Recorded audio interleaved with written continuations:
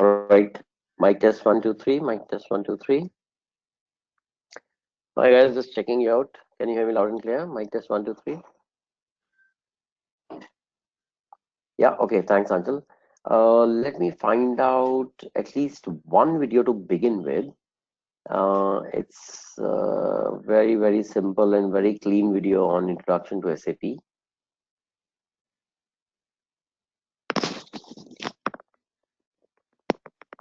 So guys, today we are going to cover the SAP part. I hope in this 4 hours I'm able to showcase you all the charm, robustness, dynamism of this great ERP called SAP. Yeah. So let me start with something. SAP with its more than 40 years of history. Okay, listen, I'm kicking it off. Let me know on the chat window that you are able to hear it well. Yeah, hold on.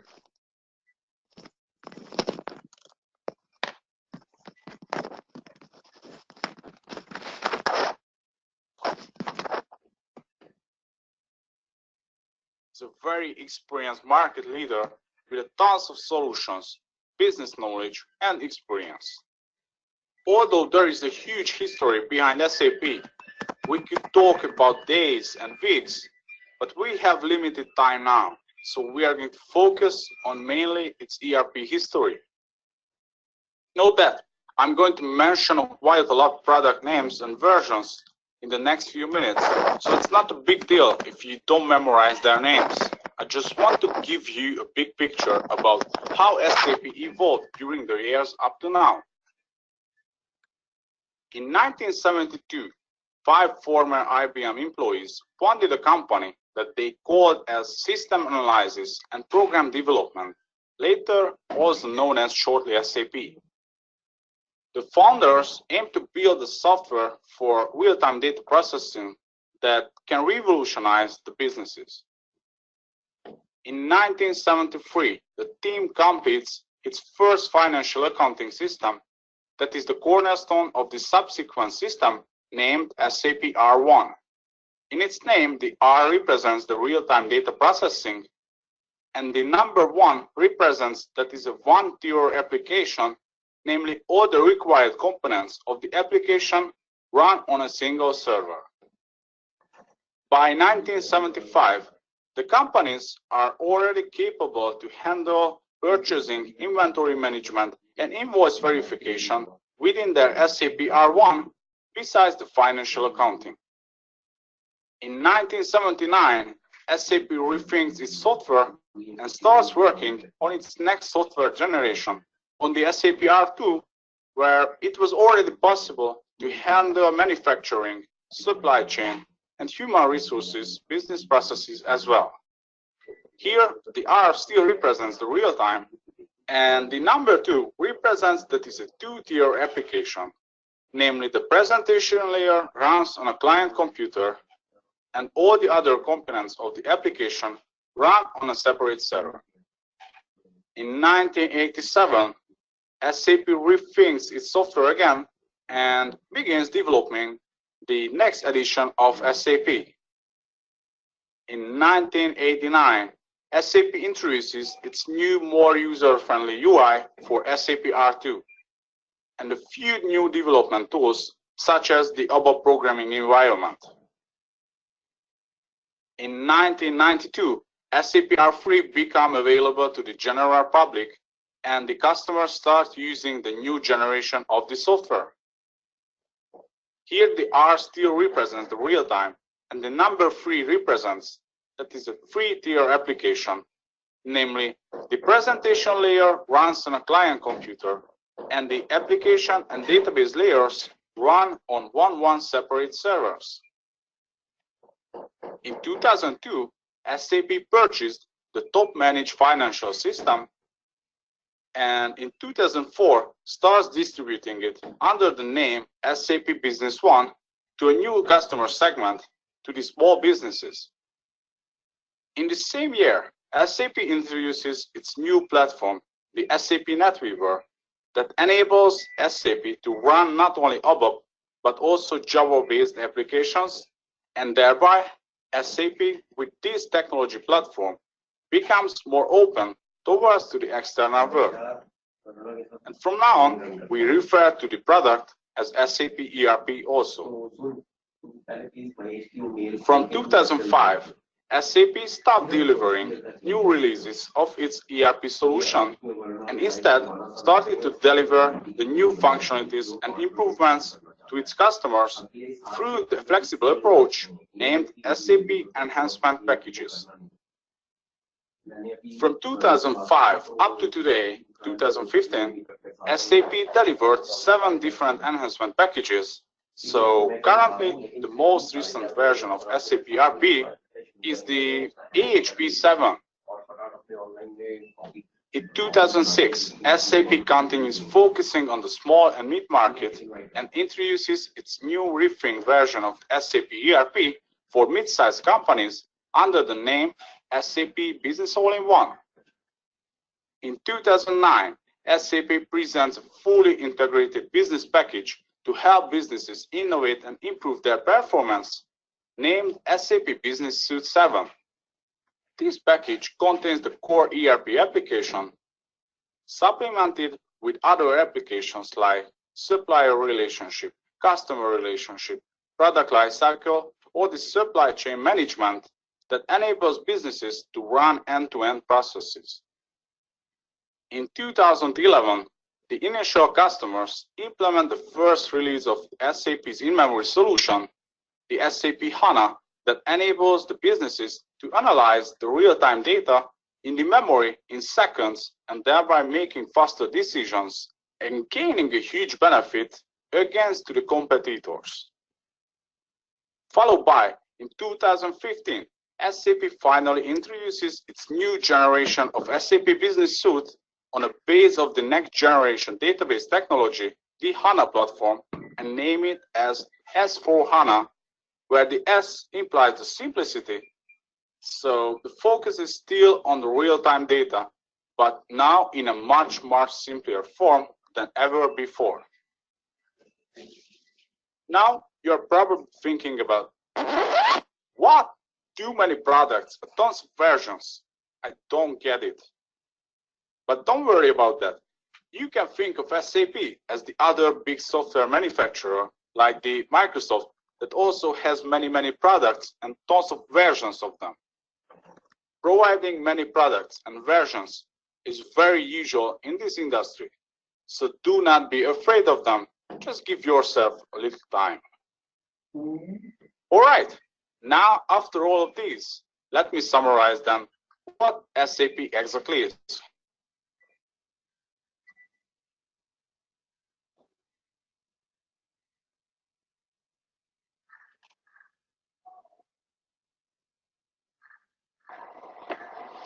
Hello everyone, my name is Mohammed. It was founded in the year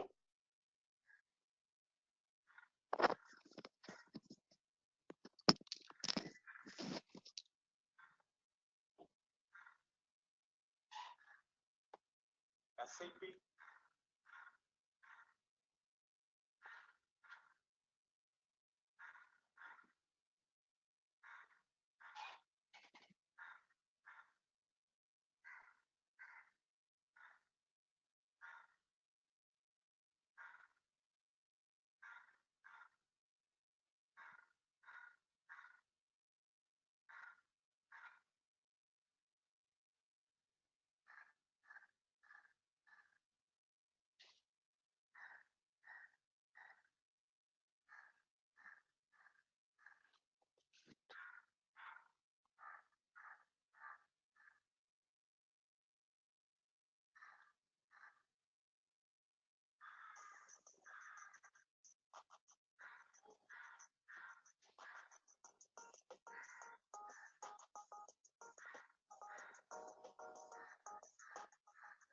In 1972, 5 systems analysts began working nights and weekends to create standard software with real-time data processing.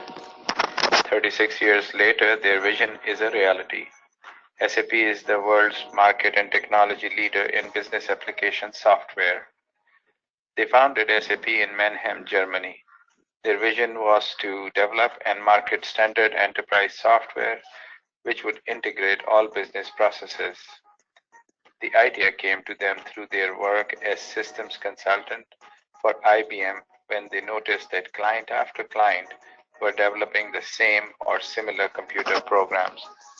The second part of their vision was that data should be processed interactively in real time, and the computer screen should become the focal point of data processing. With more implementations being included every year, SAP has established its presence as market leader. SAP is a modular software where each module represents a business area, such as FI module represents financial accounting, SD module includes all functions of sales and distribution, Human Capital Management module is for human resources. Over the period of 3 decades, SAP has perfected the functionality of the software to exceed industry expectations. The beauty of the software is in its source code, which is open to customers and partners for tailoring and customization of business-specific requirements. SAP's flagship software is called R3 System, which has 3 major business areas: financial accounting, logistics, and human capital management. The financial area has financial accounting and controlling. The logistics area has material management, sales and distribution, plant maintenance, quality assurance, and project systems, while the human capital management area has personnel administration, personnel development, and payroll. All of these modules share a common relational database management system, and relevant transactions are available to all concerned modules in real time as soon as they are posted into the system. This real-time integration is the reason for popularity of the SAP software amongst the decision makers. Prospects of a career in SAP can be very rewarding. As a SAP consultant, you can be part of a team that will configure this amazing software for yet another enterprise. Employers are always looking for talented and educated SAP consultants. For enrolling in a certification-oriented course or for more information, call us toll-free 877-836-1700.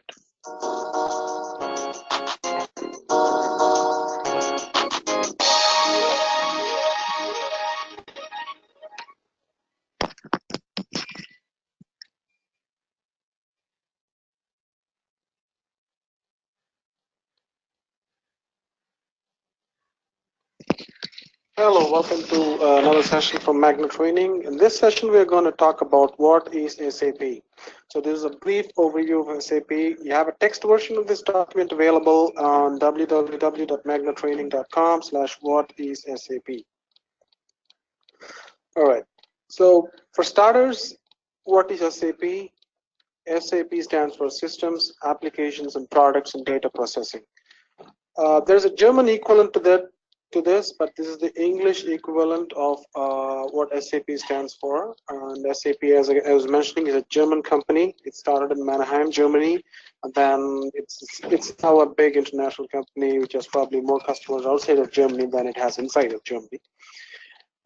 It's an ERP. ERP stands for Enterprise Resource and Planning Software. So if you want to have more information, you can just click on that link down there, magnatraining.com/whatiss-ERP. It has a video and some information on what the basics and backgrounds of what an ERP is and the different ERP systems around in the industry. Also, SAP was started by 5 IBM engineers in the late 1970s, and the fundamental difference they wanted to make in software was that it was standards-based ERP software. So it was not to say it's not to say that there were some software packages or some software companies out there in 1970s, mostly probably based on the mainframe.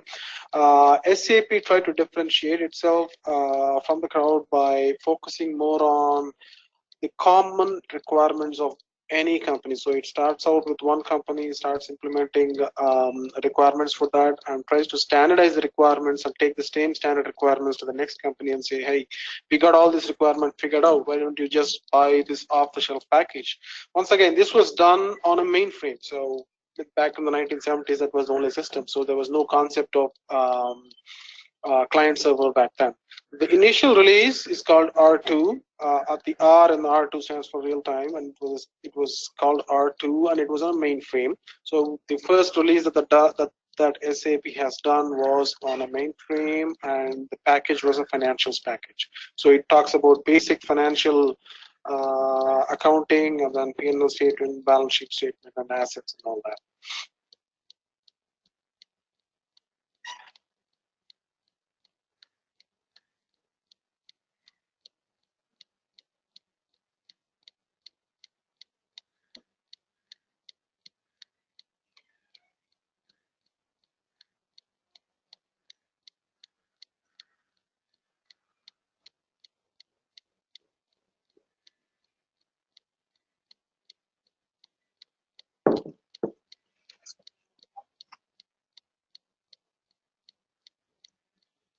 that are mostly complementing SAP's existing R3 functionality.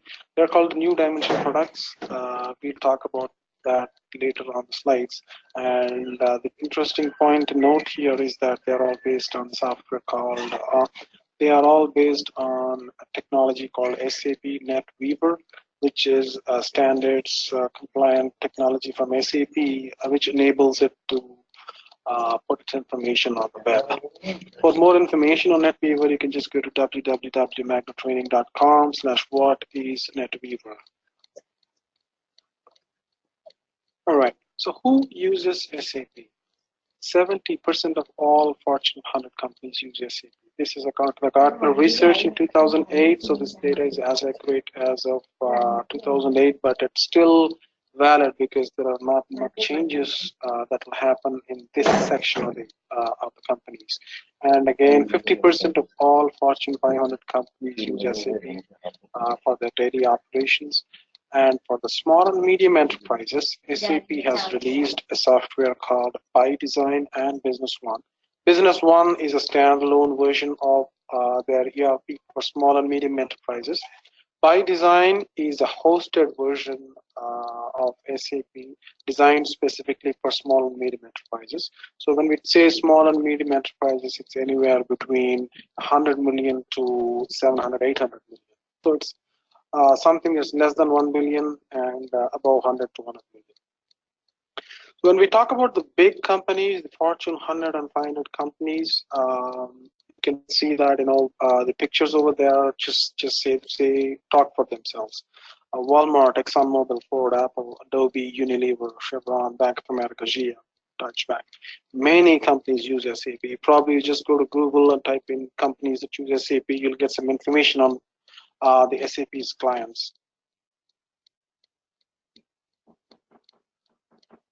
That being said, what are the different modules in SAP, or ECC as it is called these days? ECC stands for Enterprise Central Component. So it is the next version of SAP R3. So SAP R3 or ECC has all these different modules. It's a module in SAP or a component in SAP that deals with a specific business functionality. For example, the module FICO, which stands for Finance and Controlling, deals with the finance and controlling aspects of an enterprise. And the module SD deals with the sales and distribution aspects of the enterprise. The module MM deals with material management, PP deals with production planning, QM stays with quality management, warehouse management, logistics execution, HR, human resources. PS stands for project systems, and PHS stands for environment, health and safety, product lifecycle management. Some of the functionalities that you see here is pretty straightforward. For example, you might easily understand what finance, what is the functionality of finance in a company, or sales, or procurement. but SAP also has other modules for more esoteric requirements like project systems, logistics execution. These are all specific requirements that not all companies might have. For example, when we talk about finance and controlling, Bank of America did a project in 2008 that only deals with their finances, because uh, Bank of America, for example, only deals with finance. It doesn't do logistics, it doesn't do production planning, it doesn't have project systems maybe, or it doesn't have environment, health and safety module. So it deals mostly with finance, so it has finance related modules from the core module like FICO, and and as in the next screen that we are going to see, it might have implemented other new dimension modules like consolidation, BPC, business process consolidation, or financial supply chain management. Takeaway from this screen is that not all companies might use all modules, but these are all the different modules or functionality that's available in SAP. So different companies use a subset of these modules, and I, as of now, have not seen any company that uses all of these modules. All right. This screen talks about the new dimension products from SAP. They are called MySAP. These are all the products that come under the MySAP umbrella. Some of the products are CRM, SRM, APO, and so when I say CRM, it talks about customer relationship management. So customer relationship management talks about pre-sales and post-sales activities of the company, including marketing, service, and then some sales, channel management, etc. Supply relationship management deals with extending the procurement of an enterprise. Advanced planner and optimizer, or it's called SCM these days, which stands for supply chain management. This deals with demand planning in an enterprise based on historic reports or based on seasonality. And BI is the business intelligence module, which is the data warehousing module. It also has a small reporting interface as well. Since SAP has bought BO, which stands for business objects, so most of the reporting is being done in BO now. These new dimension products, SEM, BPC, and FSCM, are based on BI, and there are many more products in fact that are based on BI and leverage the analytics and data warehousing processing capabilities in BI. PI stands for process integration, or exchange infrastructure as it was called previously.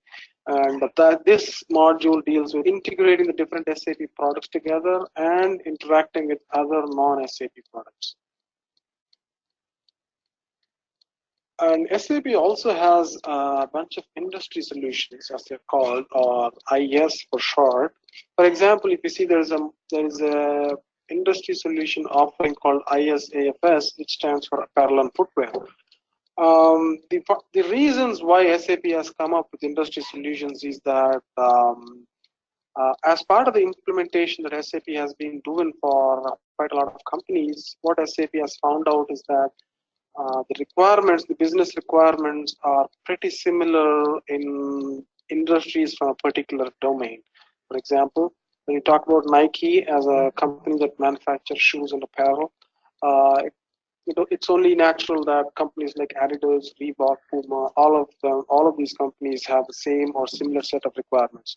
So it made sense for SAP to launch a product that deals only with a specific vertical, let's say, in this case, apparel and footwear. So ISAFS is a solution from SAP. It's a totally different package altogether that only specifically deals with business problems and associated with apparel and footwear industry.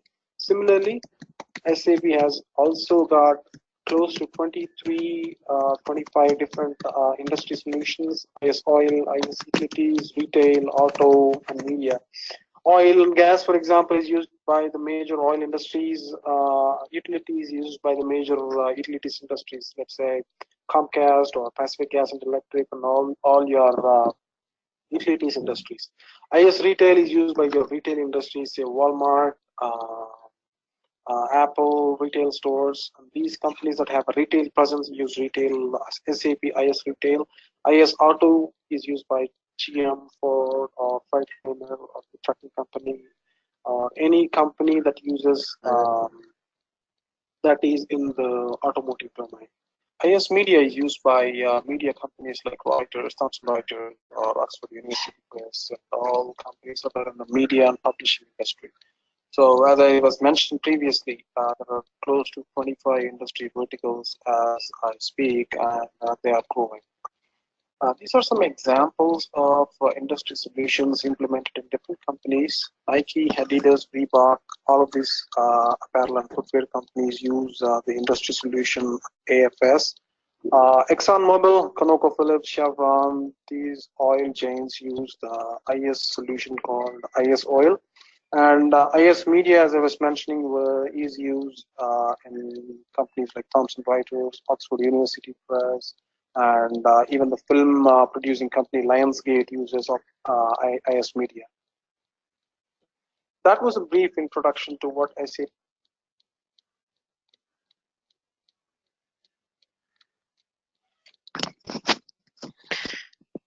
All right, guys. So some of the videos wanted to show you on the SAP part.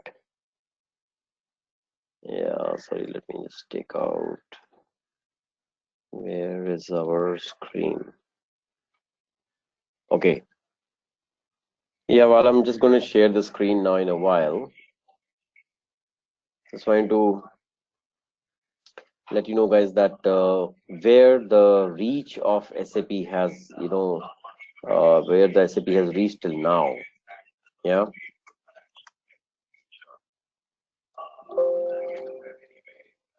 Okay, let me just pull up my PPT now. I think, and then show you my screen again. So, guys, you have seen the depth and the, the depth and the width of SAP. That's why I was very, keen to show you guys, the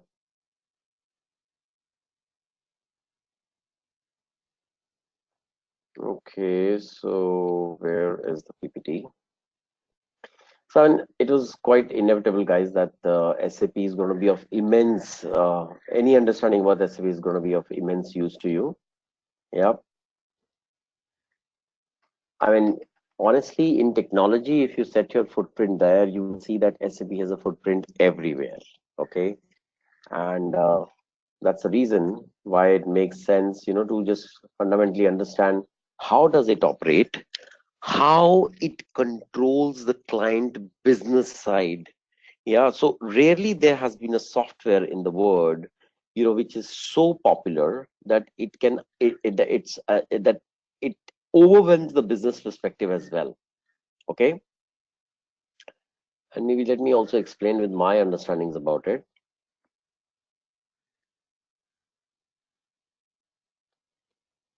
So think about it. Yeah, I'll give you a very simple example. Anchal Chopra and Company. Yeah, is a fictitious company, and hopefully, I hope one day she actually runs a big company where she does, let's say, footwear manufacturing. Yeah, but she has an end-to-end value chain established. So, which means that coming from raw materials, which she gets from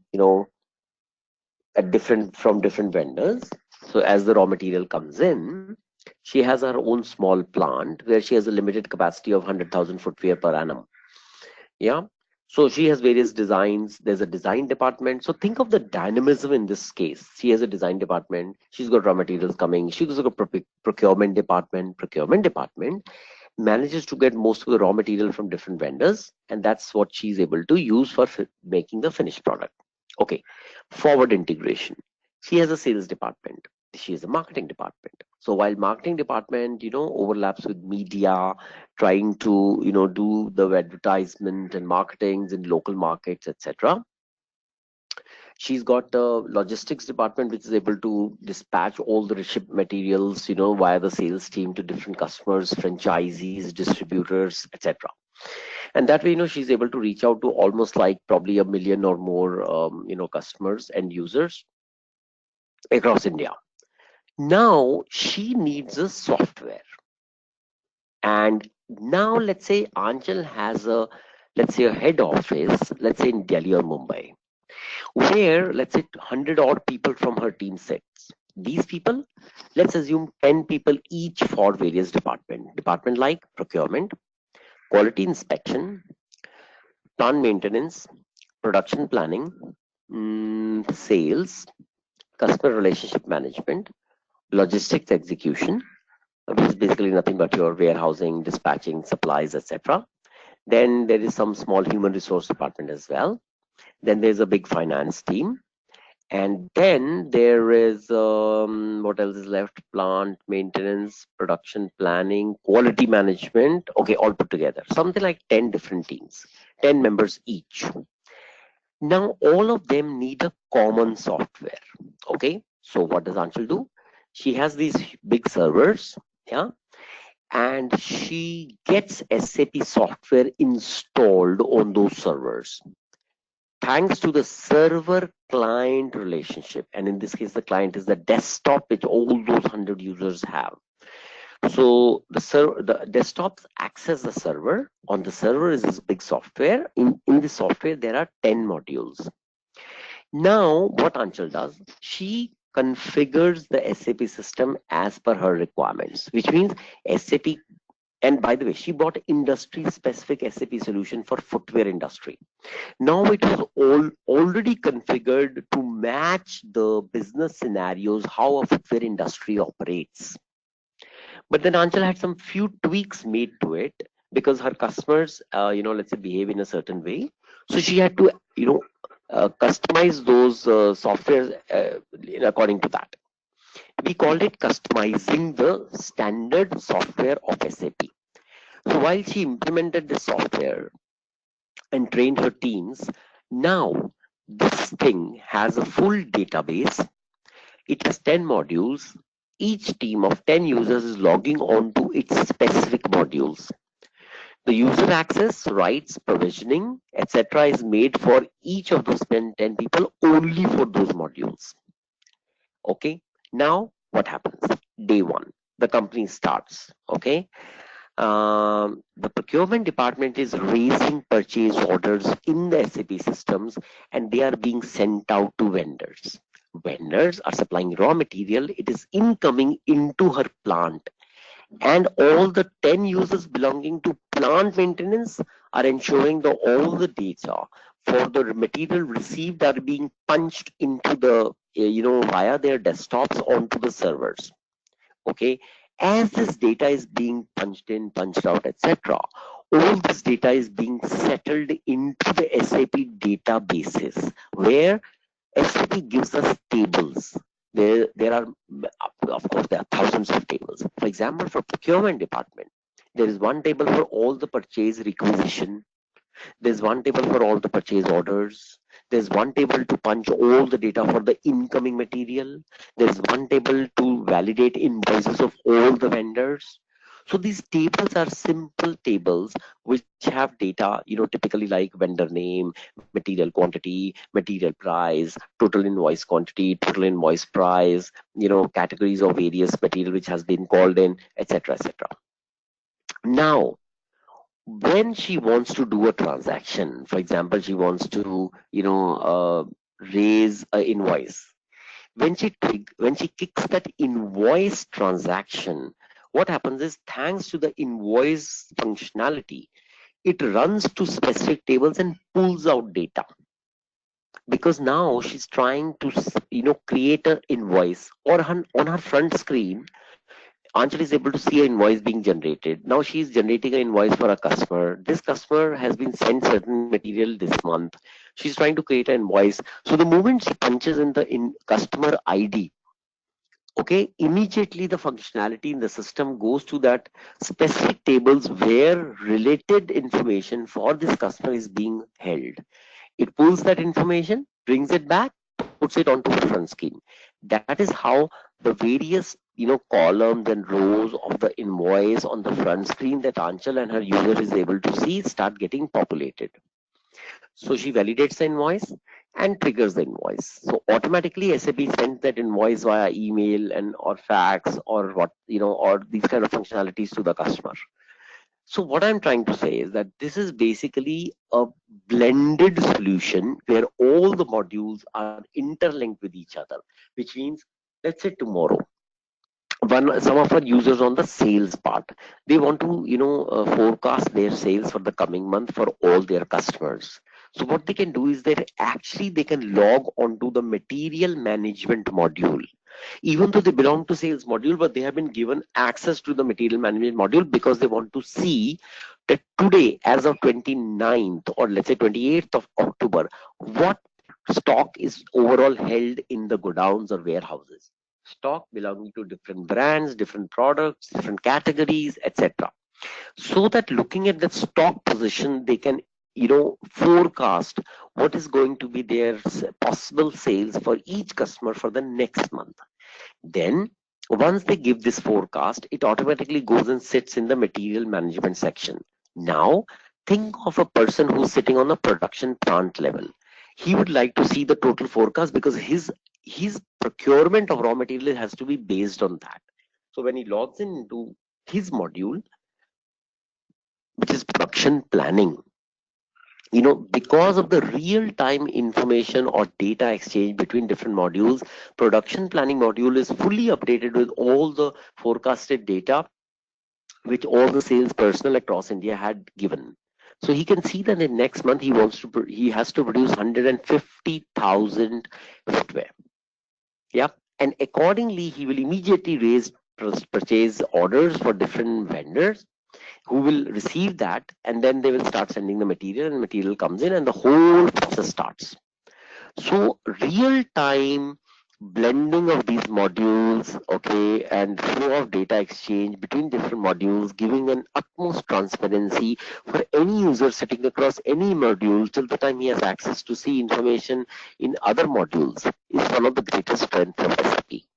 And SAP has cared, of course, it's been 30 years that SAP is evolving. So as you see, guys, that our business dynamics got very, very complex in the last few years. Accordingly, SAP also updated its software in order to, bring that, dynamism in its software. Hey, Pravesh, sorry, is my voice okay? Mic test 1 2 3, mic test 1 2 3. Maybe I'm speaking a little low voice, but let me know if this is good to go, then I can carry on with the same volume. It's okay? Okay, thanks. It's okay for you. We missed you by in the last 1 or 2 sessions.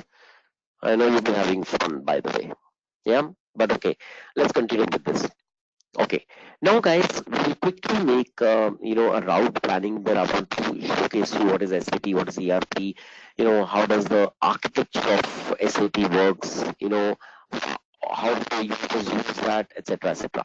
Okay, so let's start that. So that's why I wanted to show at least 2 videos so that you are quite cognizant of the fact that this is the animal you are dealing with today.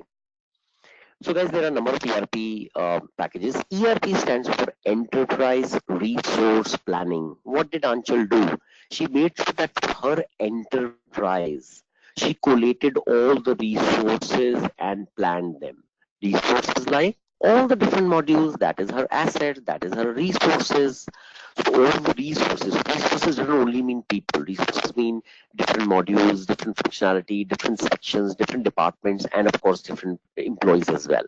So she was able to collate all the different enterprise resources into a single software, and that's what SAP is bringing her. SAP is of course an integrated business software. Integrated because all the modules are integrated with each other. It processes all functionality of an organization in order to obtain a unified solution. Think about it. In a single day, Anchal and company can raise purchase orders, they can execute sales orders, they can raise invoices, they can do a lot of activities on the production planning side. They can trigger a lot of quality maintenance perspectives, cross checks, reportings. She can, and of course one of the big modules is BI, business intelligence. Thanks to the fact that there's a BI module, it is able to pull information from all the modules from millions of tables into pre-select tables. Why? Because in BI we have configured pre-select tables which will give us fantastic reports. So when I say Anchal has customized 100 reports, which means in the BI modules, she has customized 100 reports, which is having different formats, and hence because of the format, all the different data from different table is able to collate and throw itself into those, these reports. When she triggers the report, she get all the different 100 reports by different users, and that's how they come to understand the entire perspective of what is happening throughout the month. So imagine one day, she can do everything end to end. That's a unified solution. Hence, ERP term uses software that controls whole organizations, including different departments. What are the different types of ERPs in the market? SAP is there. Oracle is there. Also quite big, if not as big as SAP. There's something called PeopleSoft, which is more of an HR module. And then, of course, there is a JD Edwards. Maybe not as popular now, but still a lot of organizations use this. Yeah. So some of the top ERP services in the world. Now, consider a large company like PepsiCo, which has a number of divisions under it, like financials, warehouse, sales, distribution, logistics. All of them to be integrated together, and that's why we have a ERP for them. Crisply, this SAP package makes it possible to track and manage in real time sales, production, financial accounting, everything within an enterprise. Okay, makes sense? Okay, history you have already known very well. Basically, it stands for SAP, Systems, Applications and Products in Data Processing. Even still, these guys call themselves, eventually it's a data processing company or a data processing software because it processes data intrinsically, in the core value of it. And through the data processing, it's able to drive systems, it's able to execute applications, and hence support products across the different arenas. Okay, so guys, what you see as R1, R2, R3, these are typical releases. Mind you, all software companies give different releases. What they do, they have a software. After 3 months, 5 months, they have been working on it to realize that market needs an upgrade. What they do is, what is an upgrade? Now, let's say in sales department, now people need more functionalities than before because that business has become dynamic. So SAP keeps realizing that market situation in reality throughout the globe, at real time. So when they sense that there is time that they have to incorporate more software functionality into their typical software, and release it to the market, so that that update package comes to all the clients, and then it updates that particular module with these add-on functionalities. Yeah, so that's the release. So the most significant product of theirs was R3. So that's basically R3 stands also for the real-time architectures with 3 servers. Yeah. So when he says 3 servers, it's essentially production server, quality server, development server. So Anchal Vaidya has had to buy 3 big servers for her company. Development servers, where her local users, can do some development. They can play some soccer in that development server within functionalities. They can, try to create certain reports. It's just a development part. They are trying to frame a new report because all the 100 users in our company are also SAP savvy. So what they are doing is that they are trying to customize a new report, so they can do it in development server.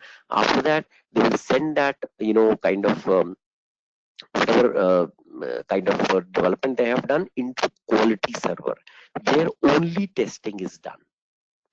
So in the quality server, what we do is that we have all the configurations same as production server. She makes a new report, sends it into quality server, where we do testing of that functionality by using all the data that we have: material data, customer data, price data, discounting data, etc.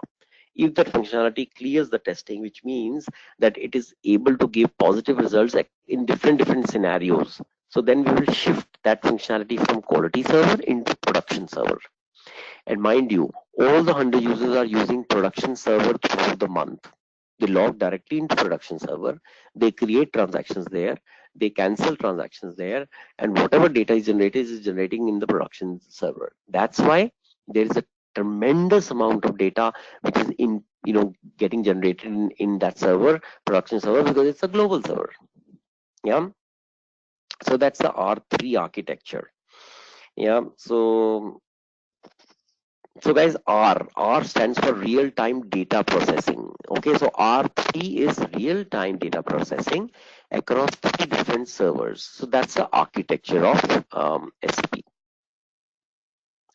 What makes SAP so different from others? Why is the whole world talking about SAP for last 30 years? Why 70% of Fortune 500 companies have only SAP as their ERP package? Yeah, there must be something really cool about this software. Okay, traditional computer information systems used by many businesses have been developed to accomplish some specific tasks, right? So, for example, let's say you know a software, local software called Tally, right? Tally.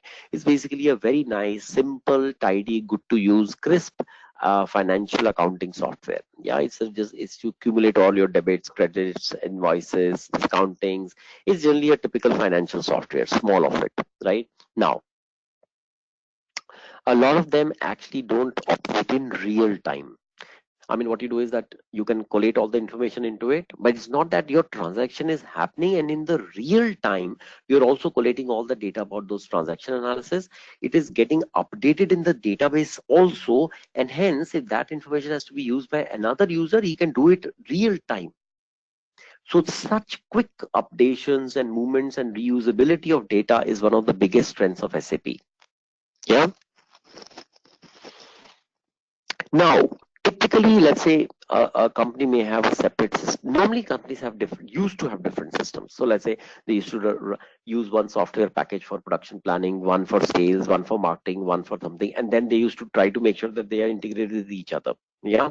So problem was that each of those systems had their own databases, and passing information across different databases was very difficult. SAP took a different approach. Yeah, they kept only single information system in the entire enterprise. Yeah, so then you see what is written on the slide. All application access common data. Accounting is done automatically by all the events which are happening on either the sales side, okay, where you are generating credit, and on the production side when you are generating debit. So what accounting module is doing is that it is reconciling all the different debits and credit across wherever debits or credits are happening across different modules, and that's how they are able to, fulfill that. Yep. So if you see, then guys, wherever the products are getting sold, sales module gets activated. Wherever the production schedules are driven by sales, because I just said, right, that they are going to forecast their sales, and production planning is going to pick up all those forecasts. So the whole system is designed to be real time. So there is one big department in SAP modules, SAP software called Basis. Basis is the heart of all data operations. Okay. All right. So this is something which makes SAP very, very different. Different modules, as we I think discussed during the videos.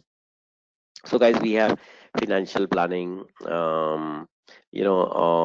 have controlling. Controlling is another big module of within finance. We have sales, distribution, production planning, plant maintenance, material management, where you're calling for material across different vendors, okay, and caring to pay them up on time, etc., etc. Then there's logistics execution, which basically means all the logistics which you have to do to make sure that you are able to fulfill the demands of all the customers on time.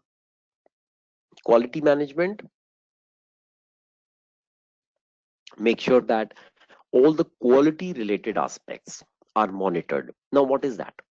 In quality maintenance module, I will configure 10 different quality parameters for raw materials, for inspections, for finished products, for in-house production, for outsourcing, all such kind of thing. Whenever the material comes from these different areas, I'll just make sure that somebody in the quality assurance department is ensuring that they are checking the quality physically and then updating the confirmations into the system. Because once the system is updated with confirmation, then across the value chain, everybody knows that the incoming material which came in batch 1, 2, and 3 in this early month has been all cleared for quality. Okay. All right. Now, let's look at the architecture here. Mainly three divisions: database layer, where you have the data, where you retrieve data or store data. Then there's application layer. This is, guys, the software part. This is where you do software settings. This is where you do customizations. It's purely the functionality part. So application layer is where all the functionalities live. What are those functionalities? Sales and distribution, logistic execution, HR, financials, controlling. That's the software part. And then comes the presentation layer. Yeah. um, just checking that you guys are okay. Hey, guys, you need to tell me if my voice is okay, because I think my connectivity is pretty good.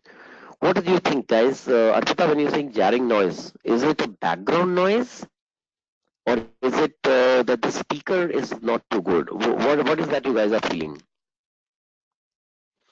Do I have to speak louder? For example, if you speak like that, do you feel it's better? Mic test 1 2 3. Is this volume better?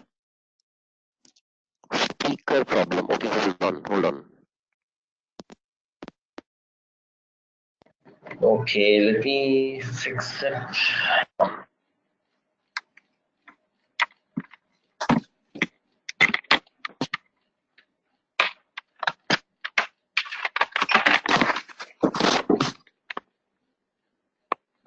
One sec, guys. One sec.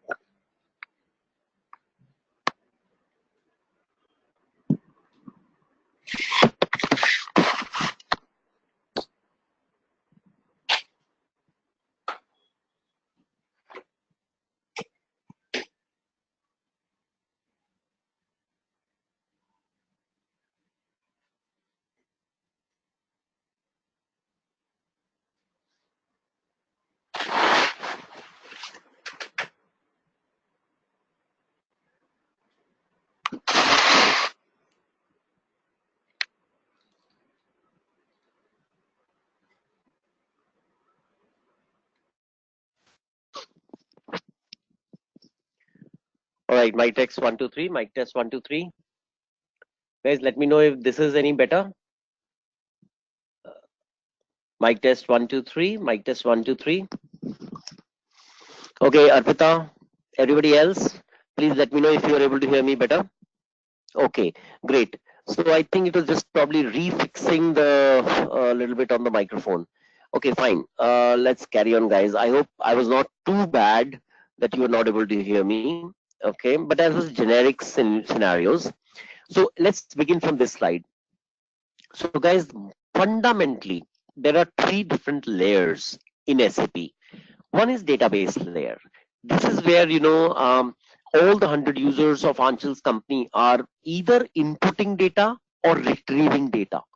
All the tables that I've been talking about, all the customer specific table, material specific table, price specific table, any kind of different tables, all those tables are residing in this layer. So when you say I'm creating transactions, every bit of the transactions data is getting established in the database layer. Okay. Now this is just this ocean of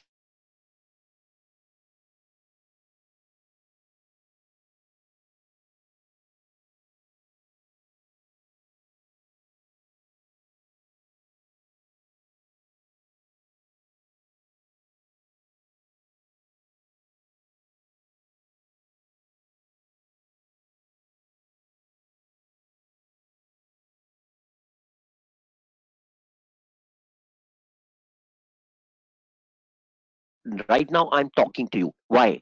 Because my brain is giving a reflex action to the nervous system, which is further giving a reflex to my voice box. Yeah. And in a very coordinated fashion, my mind is thinking what I have to speak. It is being facilitated through the verbal box that is lying in my throat. Just like that, the software is responsible to command the functionality, which functionality to trigger, okay, and what it will fetch data from where, okay, and which functionality will be used, which typical custom functionality will be used, and that further is being controlled by the user, which is sitting on front of the laptop. That is the presentation layer, or we also call it user interface, UI. So the user controls everything from the presentation layer. It gives commands, action to application layer. Application layer triggers the right functionality, or because all the functionalities are sitting within that. Standard functionality and custom functionalities. All those are sitting that. They trigger themselves, and then they take help from a facilitation from database layer to conduct and complete the transactional part. This is how we see a typical architecture. All Anchal's users are sitting with their laptops here. All of them are connected via application servers to database servers. So database has a separate servers. Application servers are the servers where we downloaded and installed the entire SAP packages. All modules, everything is residing on the application servers. Yeah. And between database servers, and so this coordinates with RDBMS, which is random database management systems. So these basically, database server has core data, okay, and all the random data which has to be pulled very quickly to establish any transactions, etc., is being taken from this. It's like, probably let's call it RAM for now, just for simplicity. So RAM and hard disk. Yeah. So basically, this is the R3 architecture. Okay, client, application server, and database servers. Okay, now let's look a little bit detail into the database management. Database management is, of course, a set of software. Everything is driven by software programs, which is used to store, update, or delete data from the servers. Simple. Okay, now we have to enable secure. This is the data, guys. Data could be very specific, very strategic. So there are absolute security features to prevent unauthorized access to data. So if you say that for Anchal's users, what is the access plan? I would say, first of all, there are 10 users for each module. First of all those users, 10 users, are given access only to the database for their specific module. So production planning, 10 users are going to log only into production planning module. They'll be able to access only the data which is meant for production planning, which means the forecast, which means how much to produce, which means the raw materials, processing, work in progress material, finished product inventory. So all that resides within that particular section of database. So they can get access only to that. Only, of course, out of 10 into 10, right? She's got 10 departments of 10 users each. Every department has 1 or 2 super users. Those are the guys which have access to not only their own module, but related modules as well. Yeah. And now, typically, guys, SAP always used to be on either Oracle or such databases. Yeah, because Oracle has generically been the like very good databases. But now SAP has created their own database called HANA. Okay, so just for information, so database layer may be combined with the application layer onto a single host, or both the layers can exist independently. Yeah, but of course, typically the application layer and database layer exist independently, for the simple reason that this gives very much more agility to the software. Let's look at application layer. So guys, whenever a user sends a request from its presentation layer, which is the user interface, the logical operation is provided by the application layer. Yeah, so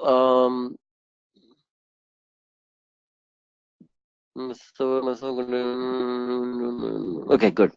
So in theory, one application server is required to process all the requests.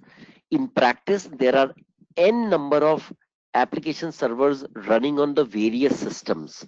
So typically what we do is that we segregate or separate the number of application servers so as to cater to different sections of data, or transaction layers, so as to promote more speed, more agility within the total systems. Now, we also load distribute of the data and between the application servers, and that's provided by something called message servers. Message servers, again, the ones which carry the reflex and hence facilitate transactions from one system to another. Remember, eventually the top-down approach. There is one single system called SAP R3. Within that, there are different systems and subsystems, all separated either as database or applications, okay, or of course the presentation layers. Okay, presentation layer is also called the GUI, graphical user interface. Now that is the interface between the user, which is Anshul, and the other two different layers. Now just look at the beauty of the flow here. Anshul sends requests from the presentation layer, which in turn gets processed by the application layer. Fair enough? Then thanks to that, data is retrieved from the database layer and passed back to presentation layer in the typical reverse order. Fair enough? Now there is control of a program, between when data is switched from one layer to another, because eventually, guys, the whole thing in SAP is controlled by its programming language called ABAP, ABAP. This is the language which I keep saying, when we were talking about business analysis, etc., agile, then you have people who are basically doing programming in your team.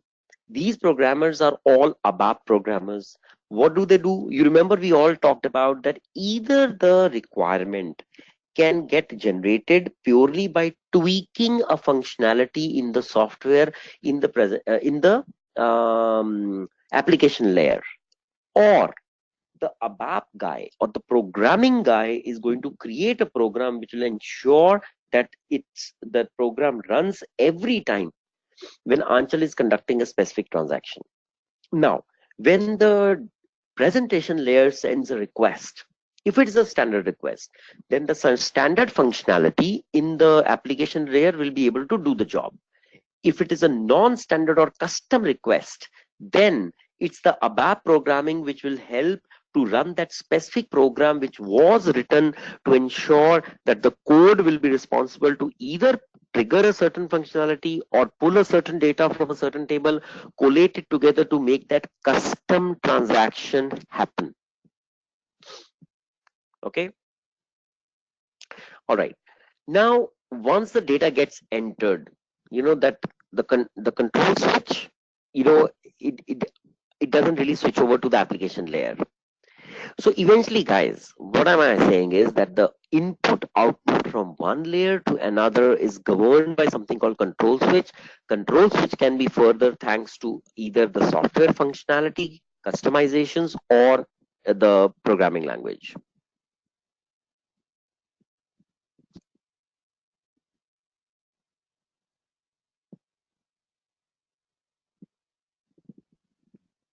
Okay, any query till now, please feel free to ask me. All right, so where did I leave here? Yeah, point number 4, when the presentation layer is ready, the user can enter input into the screen.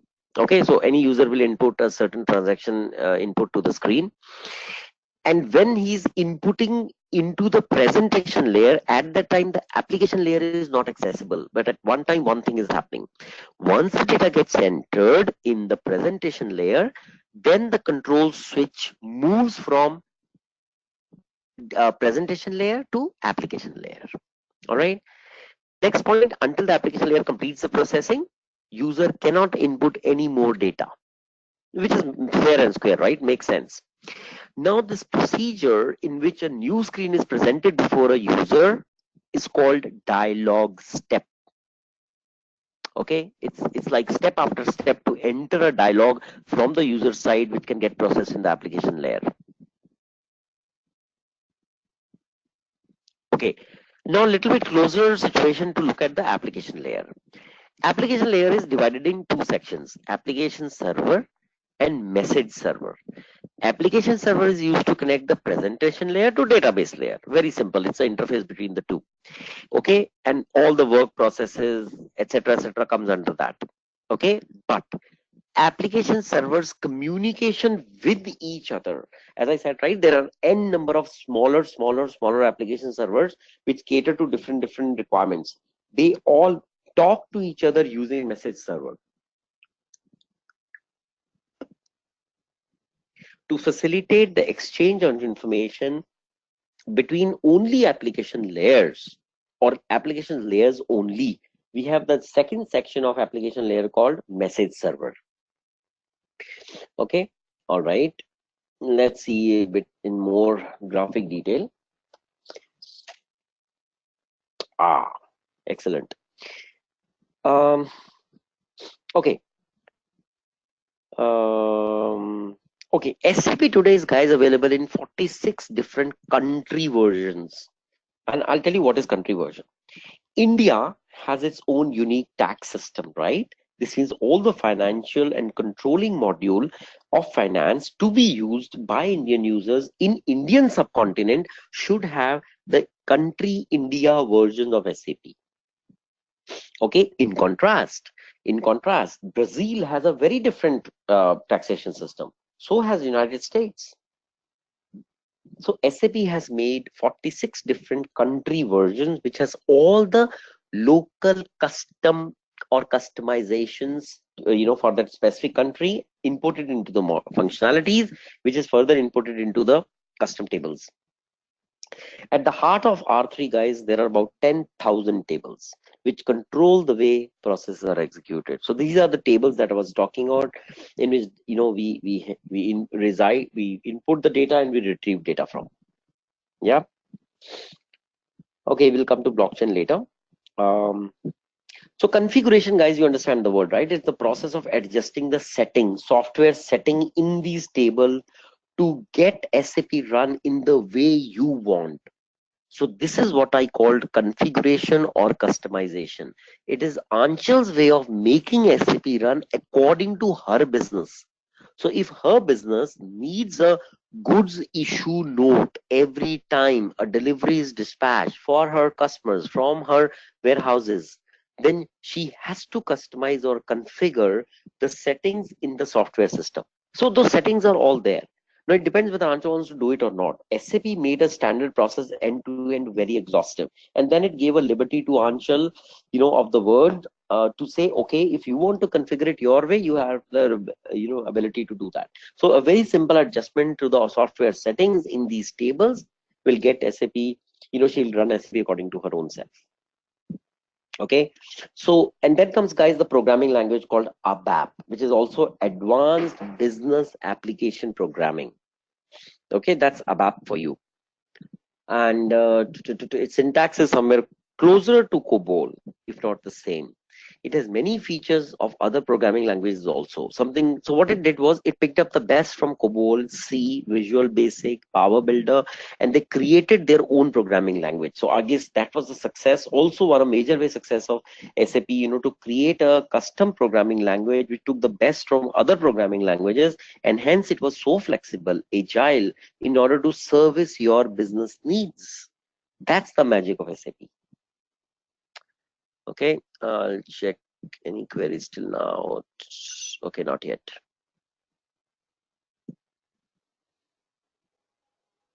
Okay, what we will do now is, guys, we'll take a brief overview into each individual modules. Okay, we'll do it for next 10-15 minutes and then we'll take a small break.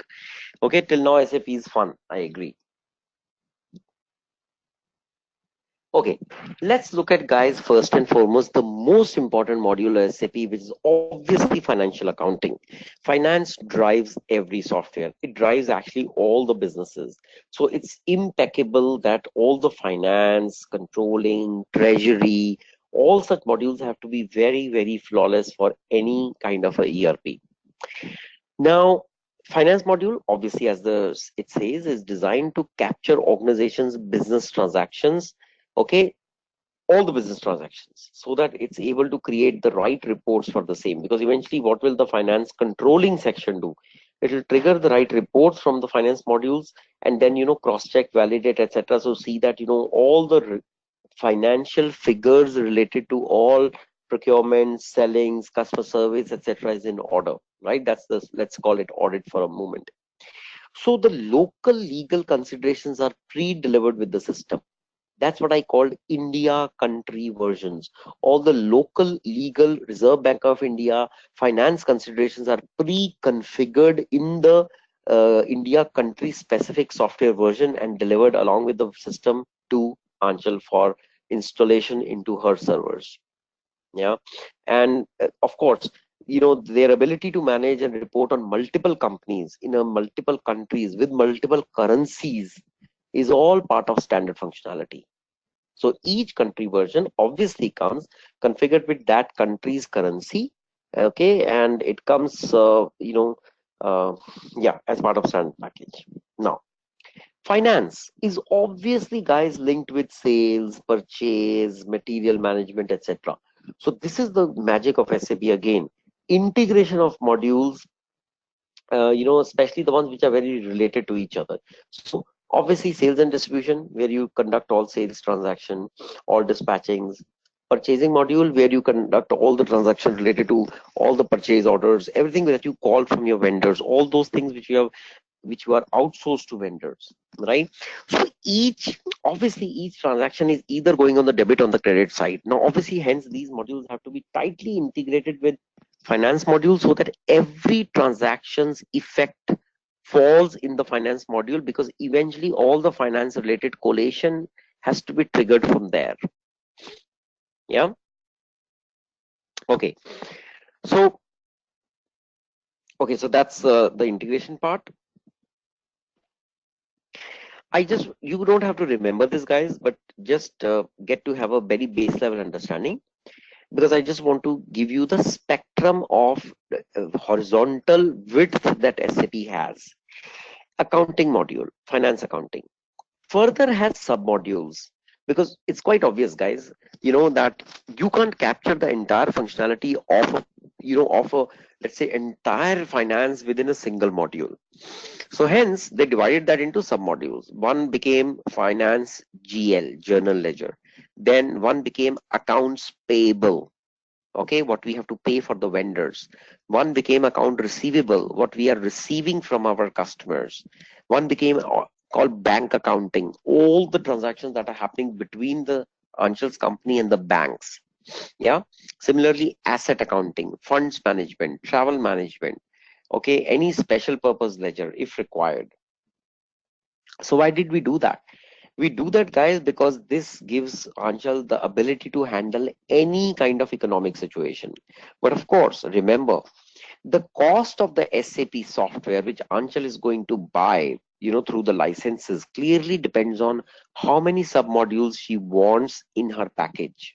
Now, some of the submodules are standard, some are custom. So if she doesn't, for example, want special purpose journal ledger, or let's say funds management, then obviously likely the cost that she will pay for the SAP is going to be hopefully less than what she may pay if she wants all the modules. Yeah. Now, whether a small organization like Anshul Chopra and Company, or with a single legal entity, right? She has got only one company and one company code, or a large organization like Hindustan Levers with numerous companies. Consolidation and the variety of legal requirements, the finance module can support and automate most of the financial postings, all transaction postings and reportings. So that's what we call scale up. So even Anchal can use the SAP software, and even the same software can be used by Hindustan Levers. The only difference is Anchal has 100 users and HLL is going to have probably 100,000 users. Yeah, Anchal may use few modules and submodules, and HLL may use probably all modules and all submodules. But that's a simple scale up. That is also one great thing about SAP. Okay, so you can, so today, so right now, guys, what I'm talking about is all an on-premise architecture. But now SAP is sitting in the cloud as well. So now for smaller customers like Anchal and Company, we have subscription-based licenses, which means I have put the SAP software in the cloud, okay, and I've given that access to multiple clients. So the same functionality or the same databases are being used by different clients. Of course, each client has its own designated space in those application layers and those database layers, etc. But I'm reusing the same database and application layers for multiple clients, and hence my overall cost come down. Since SAP costs come down, and that's why they are able to give cheaper licenses to smaller companies like Anchal and Company, so that they take only what they need. So if Anchal says, guys, put a software license, so put a software into my premise. Premise is that she wants to have her own independent set of all the different servers, which will have this whole thing loaded up. Then she's incurring a big cost. She can save all that by saying, guys, I don't want any servers in my premise.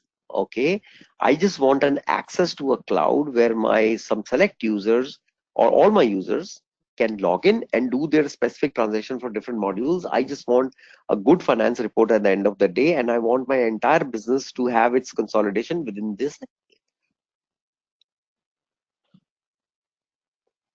sorry, within the SAP. So we can give her a smaller, flexible, cheaper version, and that's the SAP on cloud for you. Okay.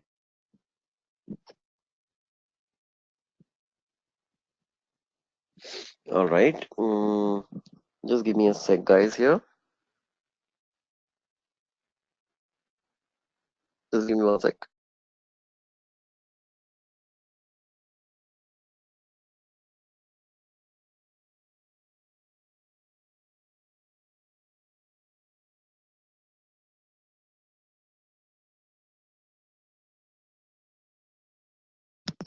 Okay. Sorry. So now let's go a little bit into. All right. Continuing with our finance modules. So I want you to introduce you guys to some specific uh, nomenclature within the finance module. Yeah.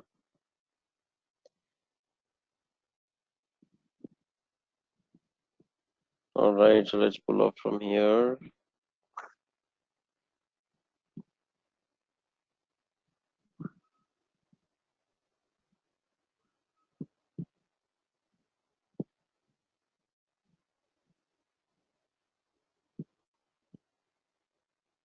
One sec, guys. Here,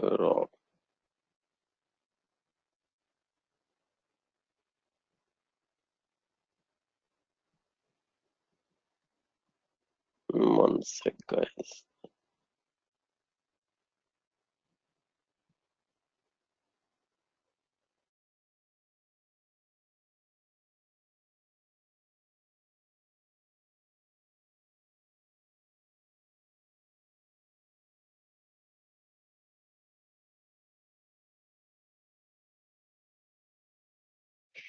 All right. First and foremost, I would like to call out the company code. Okay. Now, company code is basically the legal entity with which Anjal has registered her company as.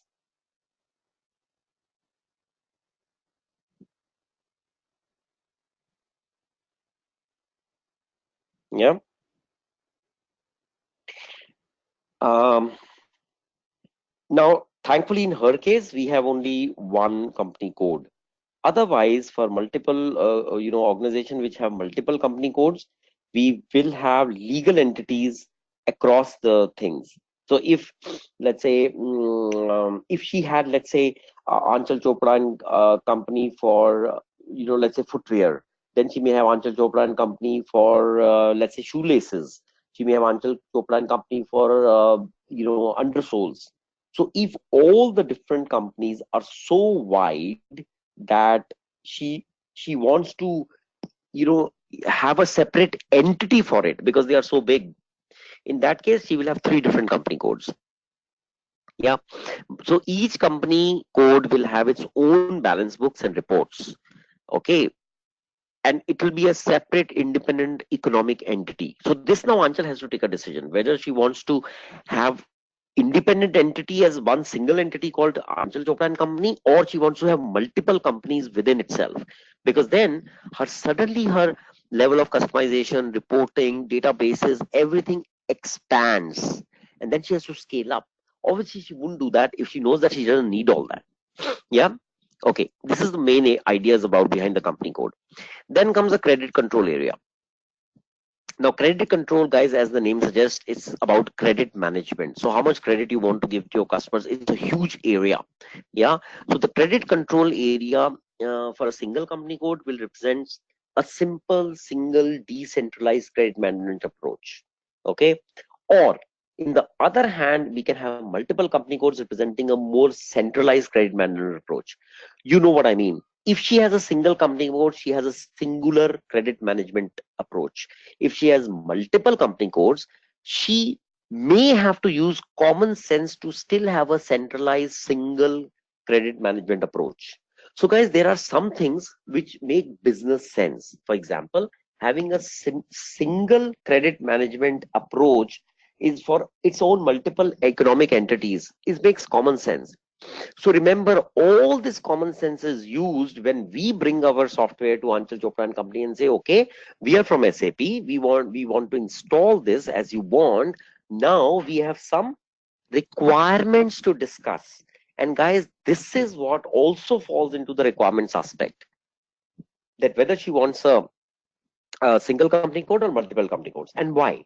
Does she want a single credit management approach for all the customers? Or she may say, no, my shoelace customers want to enjoy a much larger credit management.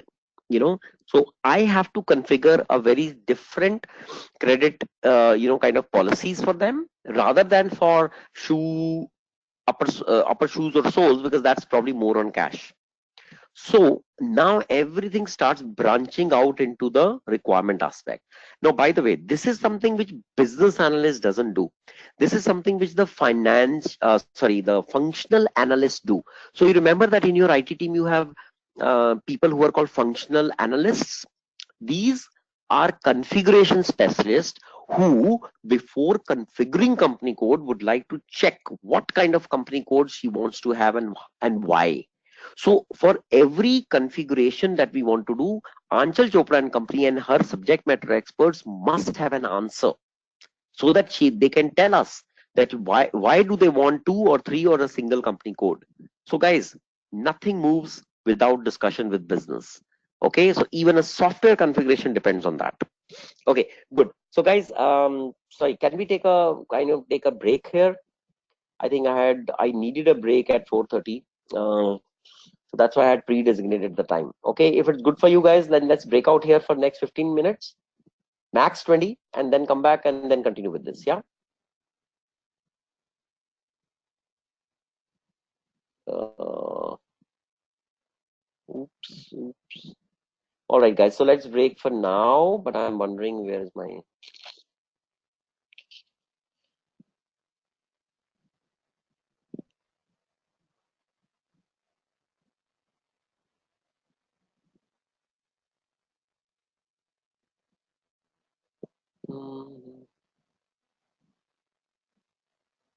Oops. Where is the screen, for heaven's sake? Yep. This is the hidden screen. All right, guys. So let's take a break here and let's switch back. Yeah.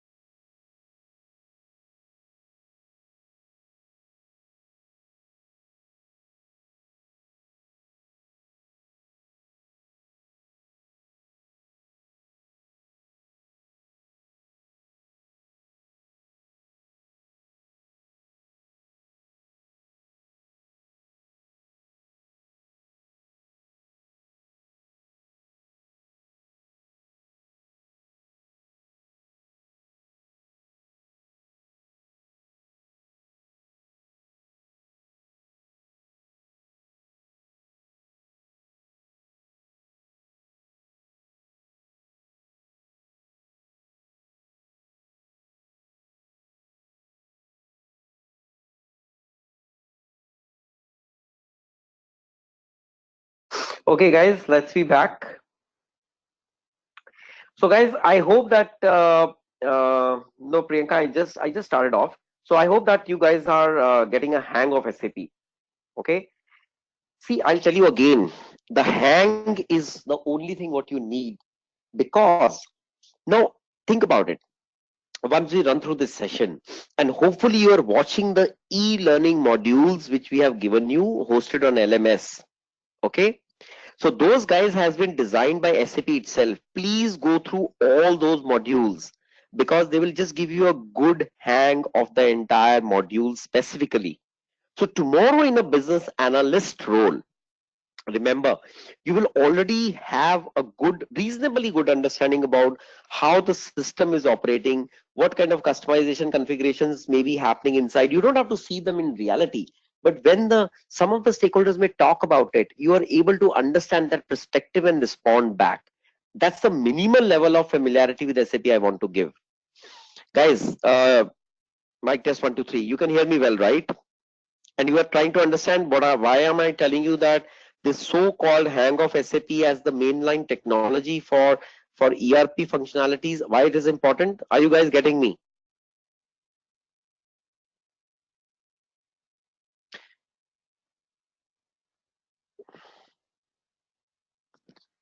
Okay, sorry guys, Anchal says the SAP learning material and LMS is not opening. I mean, Anchal, did any of the modules open? Logically, all of them should open. So Priyanka, Pravesh, guys, have you tried to tinker around with them? Anybody other than Anchal, guys, have you tried to check that out? Those modules, do that e-learnings, do they open up? So guys, if that's not opening up, Anchal, please have you written to KZ or Sudhakar? Anybody at Imarticus? Guys, you need to see those modules. That's loud and clear. Okay, guys, the hero here called Pravesh has been able to open up. Pravesh, can you please share your brief understandings? I mean, maybe there's a way to open up, though it should be a very standard way, Anchal and Priyanka. So, Pravesh, yeah, Anchal, you write a mail today. What they will do is, Priyanka, they will log on to the system, make you see the screen, and just help you once again. But for heaven's sake, oh, get it done now, guys, in this week, so that at least you have next few weeks to watch them. You have that LMS upload for next, I think, about 3 to 6 months. That's not a worry.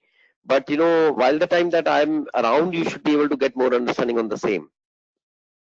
No, Pravesh, that's fine if you are able to go only 2 modules. There are, I think, quite a few modules. Okay, so guys, get a hang of it. Okay.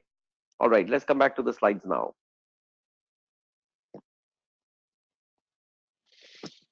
Okay, so guys, with every company code, we have a chart of account. Okay, if you have multiple company codes, you will have multiple chart of accounts, which is very simple, because multiple company codes means each company code wants to be a singular independent economic entity. So obviously each one of have its own balance sheets, each one of have its own reports, hence each one of have its own chart of accounts.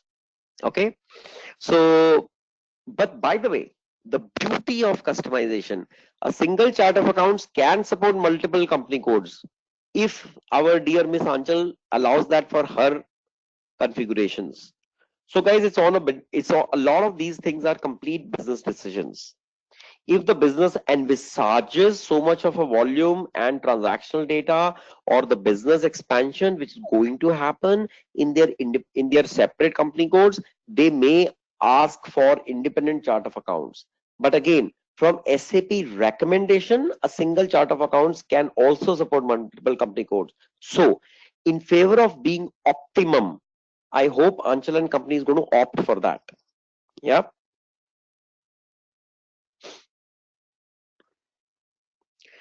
Okay, guys, so we don't have to drain the slide, but this is to let you understand in a dynamic working model of SAP, just check out how it operates. First of all, there's a master data layer here where there's a ledger accounts, banking data, customer master, vendor master, material master, fixed asset master, all that master data is sitting here. Yeah. Now here, if you see, from raw materials to good receipts to purchase orders, transaction with vendors, the so-called payment options, vendor invoice coming in, receipt of fixed assets. Everything is working in tandem, and all of them is going and hitting the chart of accounts where the journal ledger postings are being done, whether it is on this finished goods account, which is completely the finished product side. So finished good inventory, posting goods issues, post performing billing, invoicing, sales order, deliveries, all this is there. Already finished goods has reached the warehouses, and now the transaction with the final customer has started. On the left hand side, it is still the gray color is all about procurement, inventory, raw materials. Till the time you have not yet you have not yet completed the finished goods from your manufacturing plants. Yeah. But eventually, guys, all of them are hitting the chart of accounts where a journal reconciliation of account payable and account receivable is being done. Yeah. So this is how basically I want to give you a glimpse of the ways it. Now, by the way, all that e-learning module that we are talking about, it has a 2 hours, 2 to 3 hours almost long e-learning in a very easy, and I think Pravesh will authenticate that. It's a very easy animation form. There's a slowly how do they show you the process flow, how do they show you the process steps, taking amazing examples. So that's a brilliant effort by SAP to make non-SAP people understand how SAP operates, and frankly in all different modules. Okay, so you have modules on sales and distribution, material management, finance, treasury, accounting, HR, etc., etc. Please see those e-learning modules. They will vividly expand your imagination about SAP and its understanding of its working. Yeah. Okay. The most important critical modules in SAP, guys. Finance for obvious reasons. Sales and distribution also for obvious reasons, because that's the entire connect with your customer. Okay. Material management because it's a module which has an entire connect with your vendors. And production planning, okay, because it has a entire connect with all your manufacturing setup. So why are these four things the most important? Because they have four front ends for you. One front end is with customers, S&D. One with vendors, material management. One internal for all the quality and production related material processes. Sorry, that's production planning. And then one is the daddy of everything. We call it finance. Yeah. So these are the four more important modules. Okay. Coming back to uh, finance modules. The second finance module, guys, which you have is financial supply chain management. Yeah. Now, financial supply chain management constitutes these basically critical processes: cash and liquidity management, credit management, collection management, dispute management. What does financial supply chain module gives you? It provides you an enablement to have a great view of your corporate cash flow, managing dispute with your customers, and adding efficiency to your billing processes. Okay, so we'll see. I think I'll probably will show you some small snippets of some good videos on every module. That will probably better your understanding. Yeah. So guys, a takeaway from this slide, you don't have to go into each and every area, but I just wanted to let you know what is that which is there within different modules. Cash management is monitoring cash flows, from the from the incoming cash to outgoing cash. Liquidity planner to get a better picture of financial resources. Dispute management with your customers is creating dispute cases linking to business partners, outstanding billings, accountings, any errors there, collection strategies, etc. Credit management reflects your ability for the processes to have different credit information which you may like to provide as a credit facility to various partners and customers. Okay, then different scores and credit limits, credit information, etc. So honestly, guys, if you would have seen entire e-learning, you would have been able to link and relate to this thing very quickly. But honestly, I can't give you, verbal understanding of the entire, different submodules. So I can just give you a basic overview. The real understanding of step-by-step process flow is hidden in those e-learning modules. Hence, the idea that I'm trying to say is that you better see them and see them fast. So guys, if you look at the screen, there are amazing amount of processes and sub processes within itself. If you look at treasury and risk management, you see that, from a transaction manager ability to market risk analyzer, credit risk analyzer, portfolio analyzer. So SAP has given you enough enablement in through that software to make sure that there is a functionality which is tracking all these inputs and outputs in order to give you a auto report which is triggered at the right time, to give you a view of what is going on inside the financial supply chain management.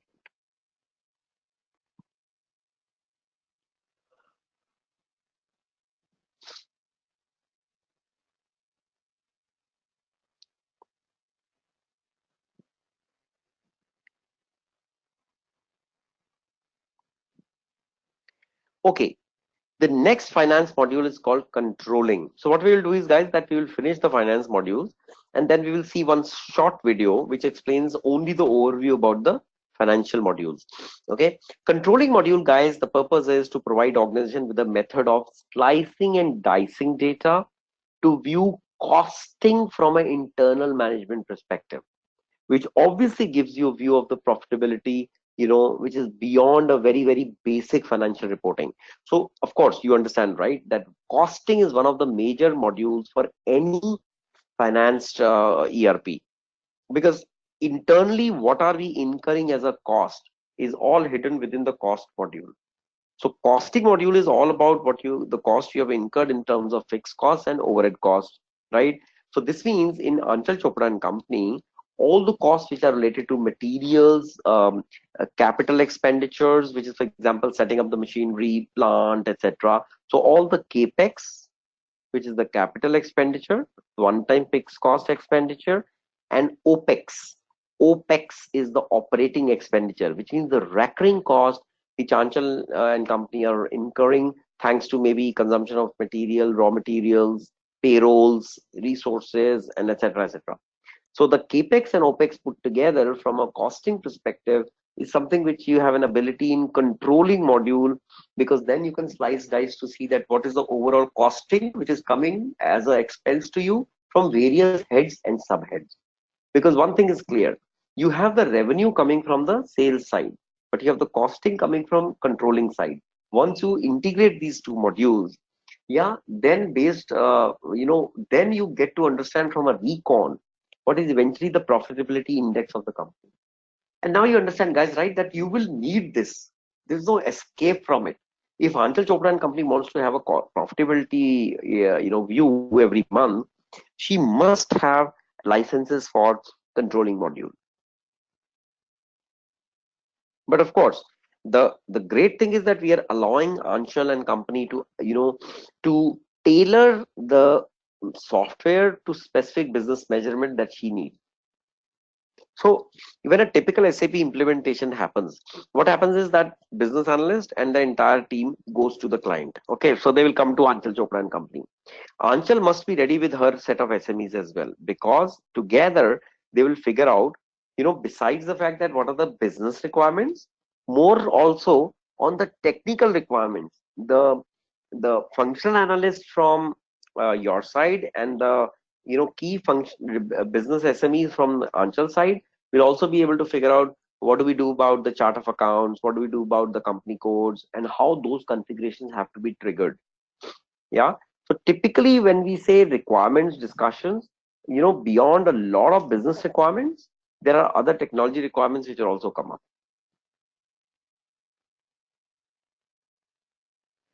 The one of the very basic and very strong functionality of the costing module is, guys, the ability to do a activity based costing.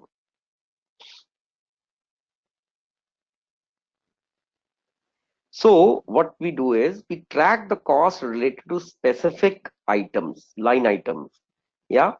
And either we capitalize these costs, okay, or we charge them recurringly to the appropriate departments upon completion. So what we understand is that we typically the end users with Anchal Chopra and company will end up performing product costing, measurement, production costing, and variances. Yeah. So see, after that we are able to generate and collate all that, the various, basically, I would say the information in various submodules. Only then we can start generating the right reports.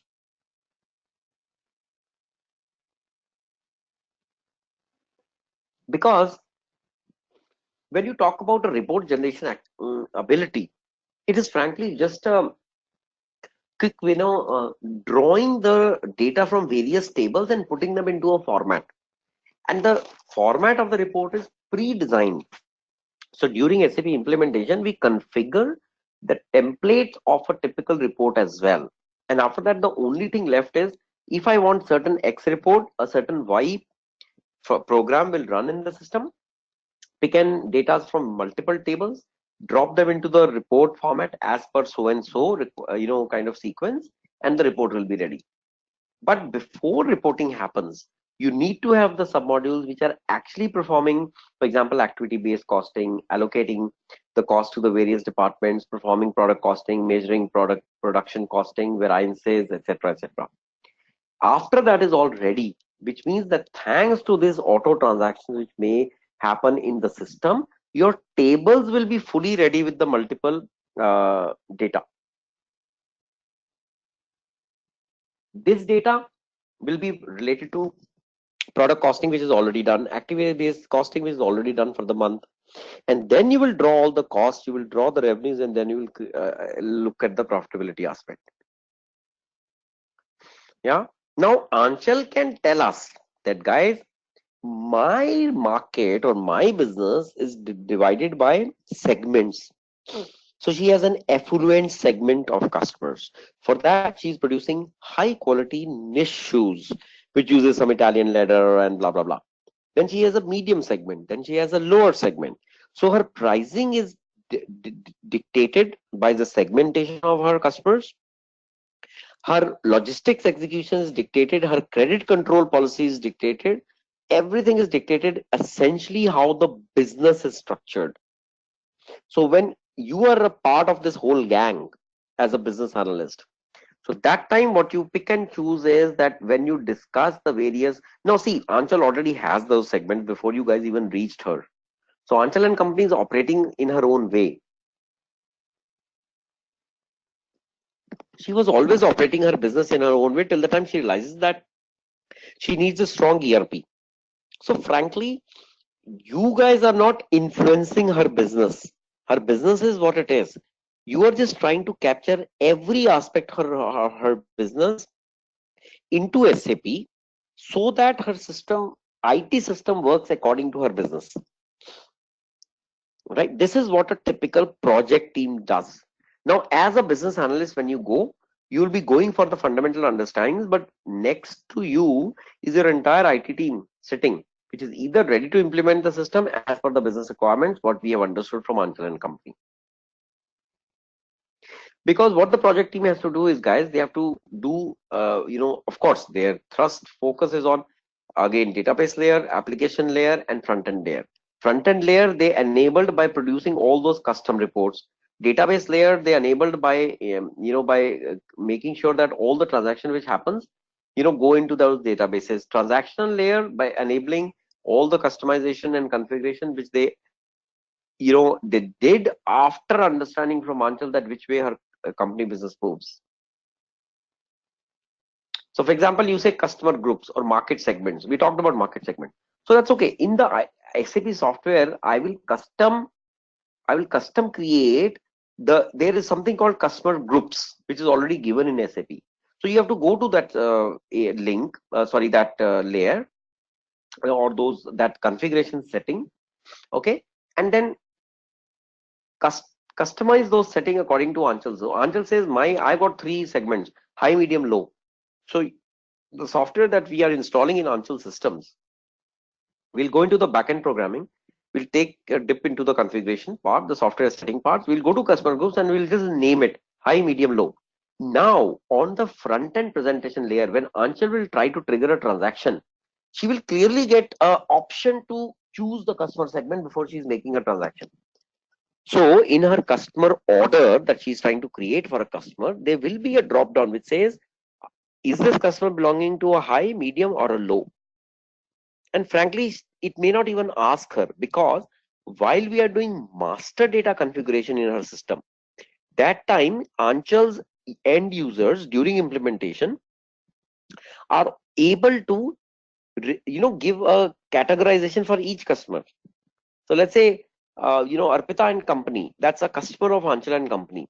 So that customer is created in the database layer, and it's already given this categorization which it deserves.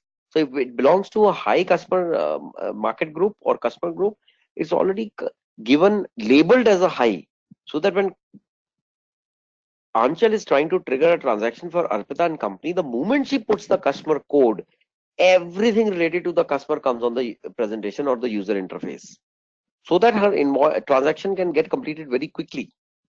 So all the links are already established in the custom part.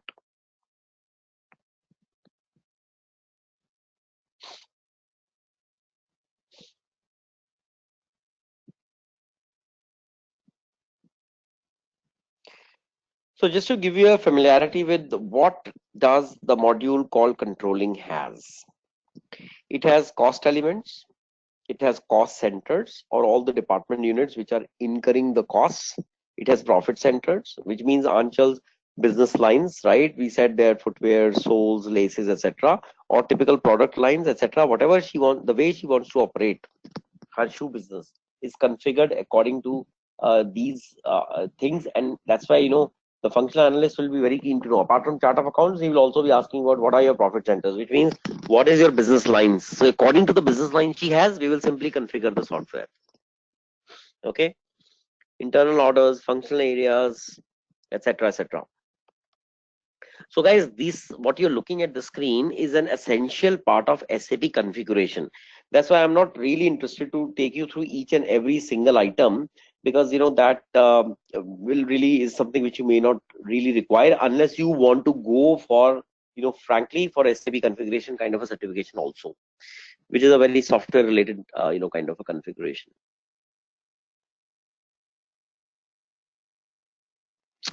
Okay, so what do we do sitting in controlling module? So Anchal's 10 users, which are basically, again in finance, entire finance, she has 10 users. So maybe she will dedicate 2 or 3 users for controlling, submodule, because it's a very important submodule. Yeah. So here she will have overhead management. She will have internal order accounting. Of course, as I said, activity-based costing, profitability analysis. But she doesn't need to have users for all these separately. Honestly, guys, the SAP system itself is capable and now enabled in Anchal's setup. So all these modules are already configured. If they needed certain business inputs, we have already taken it from Anchal and we have already configured this system for her.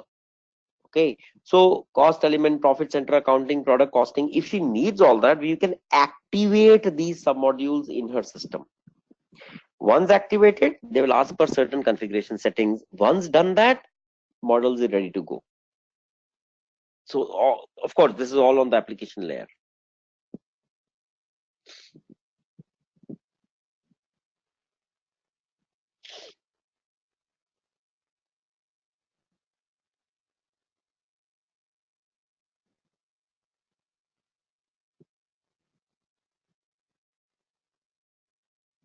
Okay, so what you see here on the slide, by the way, is the business process associated with controlling module. Now, where you see here is just a static layer, just a static slide. The same thing in the e-learning module is a fully moving understanding that you get, where financial accounting posting is first explained, then we explain the left hand side, which is on the on the goods receipt and manufacturing, and then on the right hand side, while the master data layer is explained. That's why each e-learning module is almost lasting 2 to 3 hours. So basically, they give you an understanding of each module in 2 to 3 hours time. You can imagine in 3 hours how many screens will change, how much of animation will work, etc., etc. So that's why it's very important for you to basically just understand that perspective. Okay, before we go to material management, I want to show you a small video on the on the entire finance modules. Yeah, just give me a sec. So here I go into here, and I will say, okay, SAP.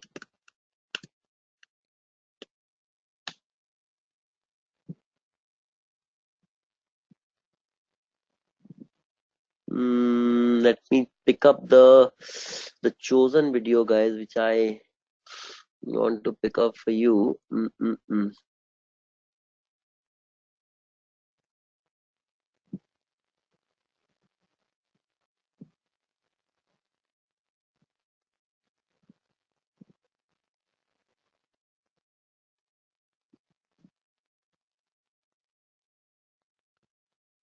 One sec, guys, one sec.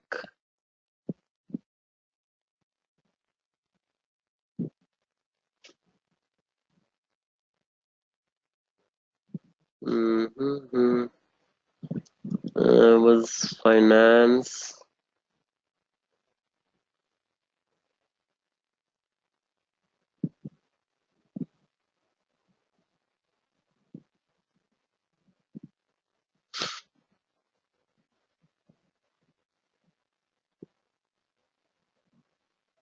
Finance and controlling.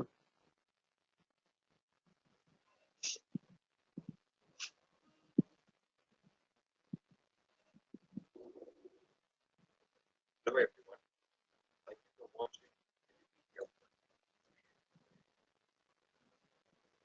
So guys, this is a very important module. That's why I want you to have another 10 to 12 minutes on this. Yeah. Okay. We will now start with SAP Finance and Controlling overview. As per this training, the expectations would be that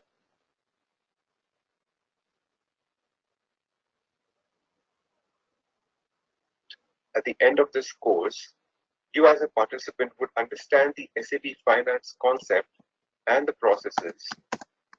And this would mainly cover SAP FICO module overview, SAP FICO functionality and the integration with other modules, and SAP organization structure. And you will also understand how to do finance transactions in SAP system as we go through a demo. Please do expect that this video will be divided into various parts so that we do not have one long video for the same topic. Let's start with the finance overview. And within that, let's see the finance integration concept. So as we discussed earlier, SAP Finance and SAP Controlling are two different modules which within SAP R3. When it comes to external financial reporting, it is produced by SAP Finance, whereas when it comes to internal reporting, it is produced by SAP Controlling component. SAP Finance and SAP Controlling go hand in hand, and that is a very important integration aspect within SAP. Within financial accounting, we have topics like general ledger, accounts payable, accounts receivable, cash management, and asset management, which is also called fixed asset management. Whereas in controlling module, which is also called management accounting module, we have concepts like cost center accounting, cost element accounting, profit center accounting, internal orders, profitability analysis. And we also have something called project systems, under which we have workbench structures, which is WBS, fund management, and budgeting. We will cover these topics in detail going forward. Specifically looking at SAP Finance, what is financial accounting? This is a module in SAP which is used to support financial statutory reporting of legal entities. And what is the FI module used for? It is mainly used for reporting a company's financial position and activity to statutory bodies and other external parties. And the external parties can be the stakeholders or shareholders. For example, if you must have seen an annual report of a company, then you will see that it covers the company balance sheet, company profit and loss statement, and various tax-related items as a part of it. This kind of reporting is generated from SAP Finance module. Within the SAP Finance module, we have various sub-modules. As we saw earlier, there is accounts payable, and on the right side, you have accounts receivable. On the top, you have asset accounting, and over here, you have bank accounting. All of these different sub-modules flow into general ledger, which is one common place where all the financial figures are recorded. And that gives you the final balance sheet or profit and loss, which is then put up as a part of a company annual report. But SAP Finance is not just a module which is only developed from the figures within. The figures come also from external modules like materials management module, which is also called procurement. And it is also deriving data from the sales module. It's also called sales and distribution. So data from different kind of modules is gathered and captured together within the finance module. And then finally the reports are created. What does the SAP Finance organization structure look like? We will again look into this in detail in our demo, but just for an overview, we first have the operating concern at the top. Usually, there will be just one operating concern in an organization. Under that, we will have the controlling area and also the chart of accounts. There may or may not be multiple chart of accounts within an organization. This has to be decided during implementation between the implementation team and the organization's finance department. Different chart of accounts can be used to report on a global level and separately on a local level. Then the third layer comes as a company code. There can be various company codes within an operating concern. Usually, you will notice that company codes are divided on the basis of the location or the kind of business which is done by the company. And then we have the next level as profit centers and cost centers. These are also a part of the SAP's organizational structure within finance and controlling. Profit centers and cost centers are a key item because they record where all the costs are allocated within a company. To highlight one point over here, as we mentioned earlier, company codes can be multiple and they can be dependent on either the type of business or the type of location. That is completely what an organization has to decide when they implement SAP. There is no thumb rule, and there is no such rule written in any of the SAP training materials that there has to be an X number of company codes. There can be any number of company codes. And it is also possible that one chart of account is used by 3 company codes, as you see in this example, whereas the other chart of account is used by another company code. And we will look into these details during the demo session. Going forward, this is how the SAP organization structure looks like also from a CO point of view, wherein you don't just have the controlling area and the company code, but you also have the cost center hierarchy and the fund structure. The fund center structure will give you details like within which category are the expenses to be segregated. You will have different fund center structure for finance, for operations, for support, etc. And now let's look into the SAP controlling module.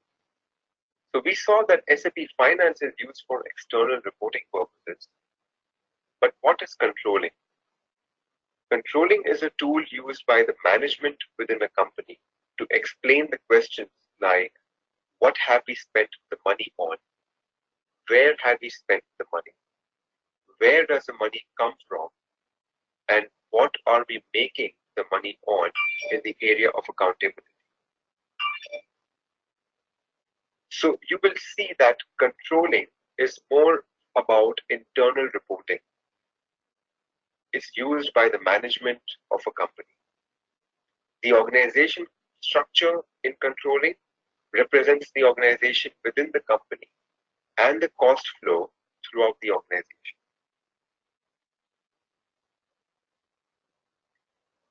Similar to SAP Finance, SAP Controlling also has sub-modules within them.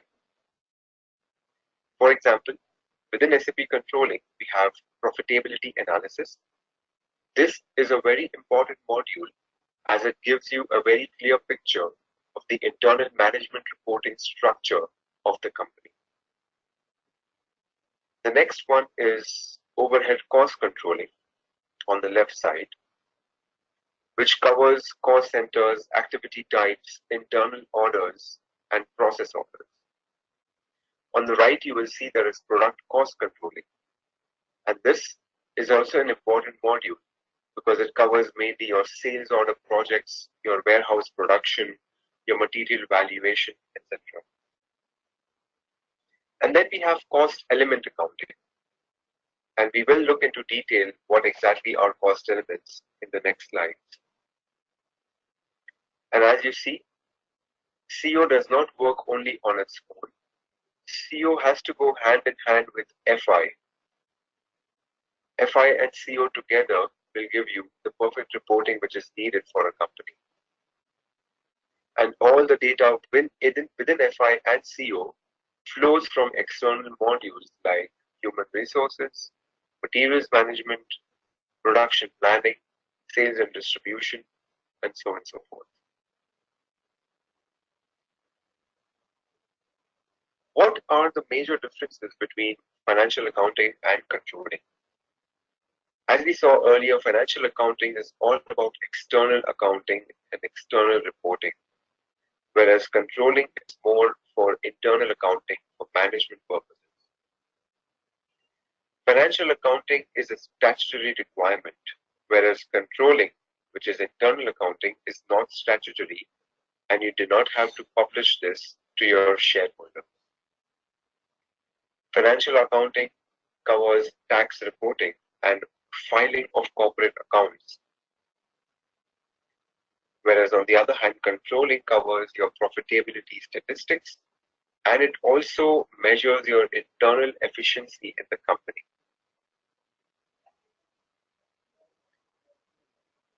For example, here is a very clear order to cash example which shows you how your data flows from SAP Sales and Distribution module to the SAP Finance module. You first always request for a quotation and you provide a quotation. And once this quotation is accepted, you process the order, the sales order from your company. Once the goods go out, your customer receives the goods, then invoicing takes place. The invoice is sent to the customer along with the goods, either by email or with the goods physically. And then the customer will make a payment. They can make payment either via automatic direct debits or they can make payments via checks. There are various methods to make payments. And finally, there is a dunning process that is basically a reminder process sent to the customer if they have delayed in their payments. So mainly, this is how you see how the sales figures are captured in SAP Finance and how something which is like a product converts into figures for reporting purposes. We will cover general ledger and other topics in the next video. Thank you very much for watching Edupedia World.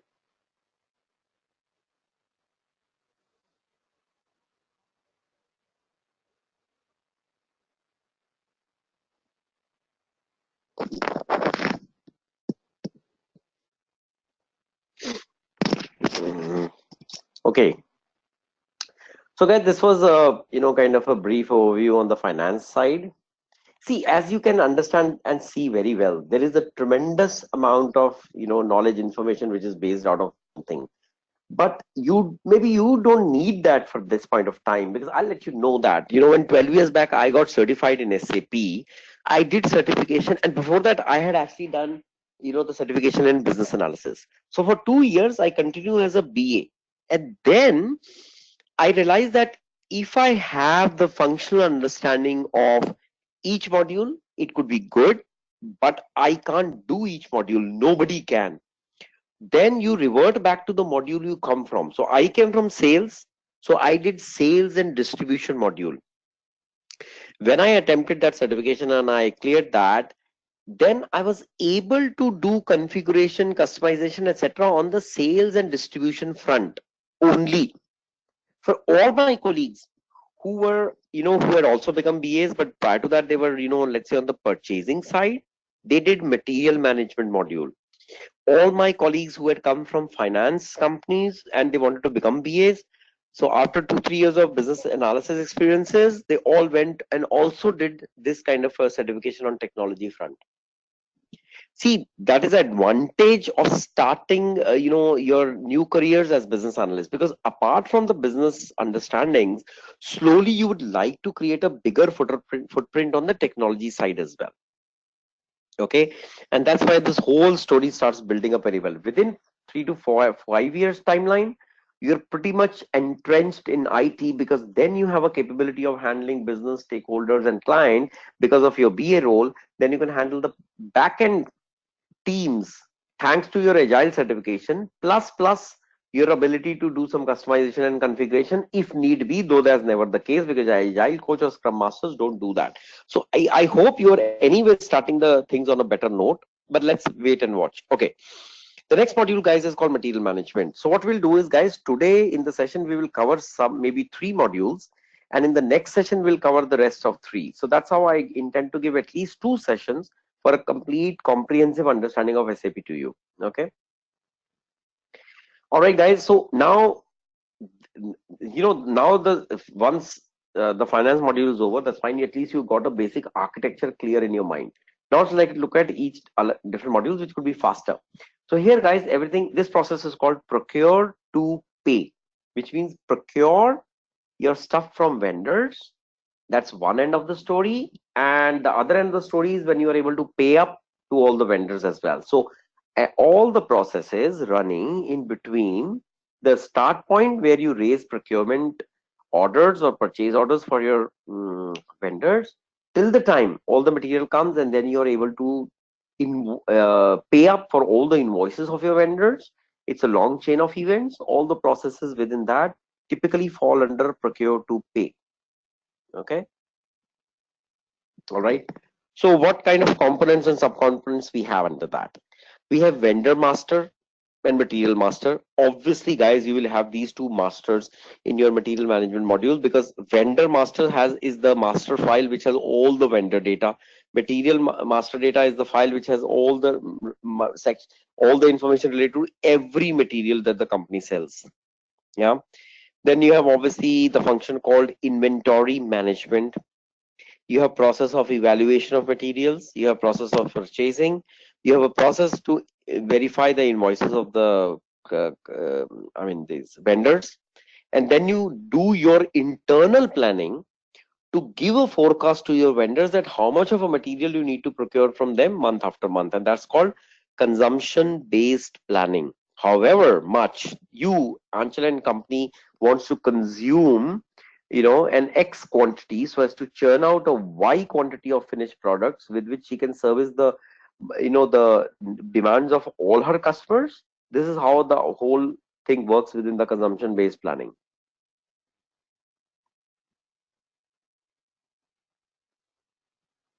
Okay.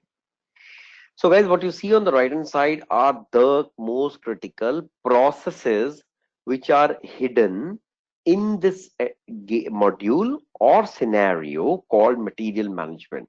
So purchasing, inventory management, logistics, invoice verification, physical inventory, material valuation, and material requirement planning. These are all things which are, and if you see the left hand side where you have a process flow, you see that how it all starts from generating a procurement order, which could be manual or automatic, but that's a different discussion altogether.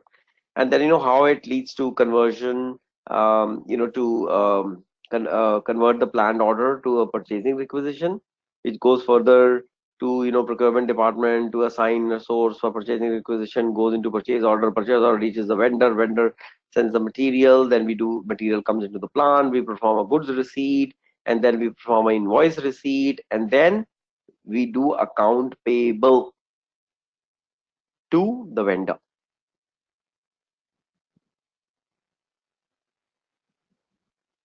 Okay, guys, material management and sales and distribution are closely linked, and they don't have multiple submodules like finance. Okay, so let's go to the next module.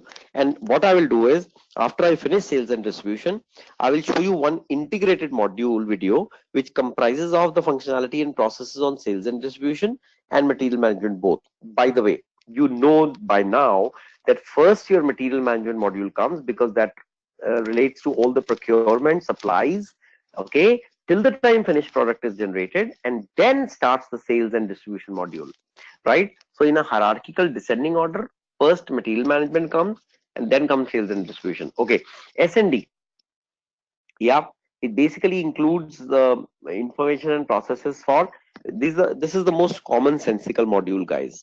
Yeah, because honestly, people who come from sales, at least they have one thing very good, and that's the common sense part, because they are responsible to hold customers, ensuring the sales targets, achievements, numbers, etc. So they really have to rely on their common sense to a large extent.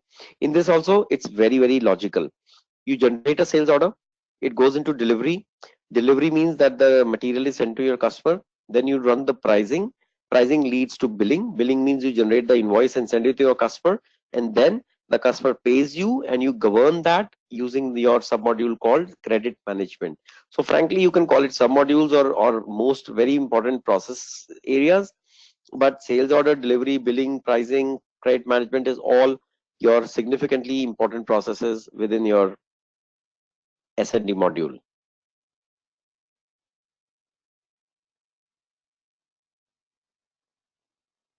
Now, sales and distribution is a big module, to be honest with you. And hence, the sub-components of S&D include, indirect sales, billings, master data support, shipping, transportation, management of the empties, which could be empties of cartons, empty barrels, empty packaging units, etc. And then further, S&D module goes into foreign trade, custom related information, etc. So obviously goods, wherever we have an export. So in case Anchal would have been doing exports, then in her S&D module, we had to probably implement the submodule called foreign trade and custom related informations, etc. Yeah, because then otherwise she won't be able to generate a export based order. So Anchal will be able to do from the front end presentation layer only as much as we allow her to do from her software perspective. Since the software doesn't have a specific, let's say, a module, she will not be able to do any business transaction which is related, which is enabled or facilitated by that particular submodule. So that's why the discussion before any configuration or customization happens, the discussion between her team, and her team and our own functional analyst is very, very important.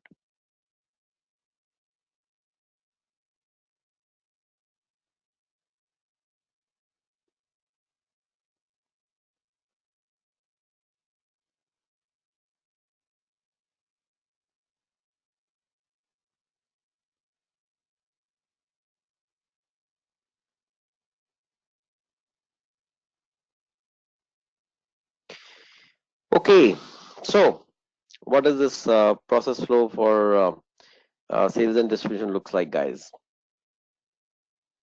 Starts from here. We create a quotation or a contract, yeah, and then we create a sales order. Sales order leads to delivery. Delivery leads to um, goods. Sorry, that leads to actual delivery of the physical goods to the customer. Okay, then there's something called credit memo or debit memo. So in case there's let's say for example we over invoiced a customer, right? The invoice was supposed to be for 100 bucks, we did for 150. This means we need to issue a credit memo to the customer for 50 bucks. I think we have seen that, right? Whenever you go to large supermarket stores, in case we return something within, let's say, the stipulated time period of 30 days, they offer us a credit memo. They may not refund our money, but they might offer us a credit memo, and we can use that credit memo, to do our next level purchasing. So credit memo or debit memo. So debit memo is, for example, we under invoice the customer. Okay, so this all gets related to the billing which is generated for the customer, and then this sent to that for for receiving the payments from the customers. Okay, very much related to sales and distribution is one of the very important module, guys, called logistics execution. So it covers the areas of warehouse management, inbound receiving, and outbound shipping. So it is like that, guys. Now, Anchal and Chopra and Company has four major warehouses, one in east, west, north, and south of India, and one is in the central also. We rather give her a central warehouse because she lives in the central India. So it can't be possible that where there are company headquarters, we don't have a warehouse. So there are five big regional warehouses. Now, Anchal's plant is near Mumbai. Her corporate headquarters is in Mumbai. Yeah. So from the plant, all the material dispatches that happen, they go to these five different regional warehouses. Okay. How much material goes? So whatever her sales teams from these different east, west, north, south, and central India, how much they made a forecast in the previous month, that much amount of material was generated and dispatched to the respective warehouses, let's say during the month. So in first week, let's say 10 truckloads, second week 10 truckloads. So each warehouses receives 40 truckloads of finished goods from the material from the plant. Okay, now these big warehouses take the incoming material. Okay, they store it, they stack it in the warehouse. That's called the warehouse management. And when the customer order comes, then when the deliveries are made, the material are extracted from these warehouses and they are then shipped to the customer through an outbound delivery. Okay, so logistic execution takes care of warehouse management, incoming material from the plant, and outgoing material for which is shipped out. Okay, so now what are the important points of warehouse management? It's, by the way, it's a little complex module, and typically people who do material management also do the warehouse management aspect as well. Yep. Okay. Now, what is the advantage of warehouse management? It provides an additional level of detail called the stock location. So when in the warehouse, you are stacking the material at a right stock location so that when the delivery is created, you can pick and pack that material from a defined storage location, right? It just makes Anchal's staff's job very easy, right? So this is how, material management comes into activation.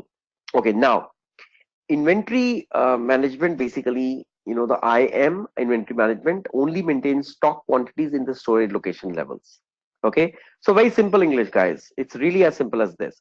Warehouse management manages stock. When we stock it up, or then it gets stocked down due to deliveries. Okay, and then there's a coordination within the warehouses. Warehouses management also provides picking and put away strategy functionality, which means how do you pick the material as per each delivery quantity, and how do you pack them, how do you put them away into the transportation part. Okay, this also functionalities are configured within warehouse management, and hence warehouse management utilization of this module is very high, because all her five central warehouses are utilizing these things to the fullest extent, obviously, because it's a day night day run kind of a big time operations.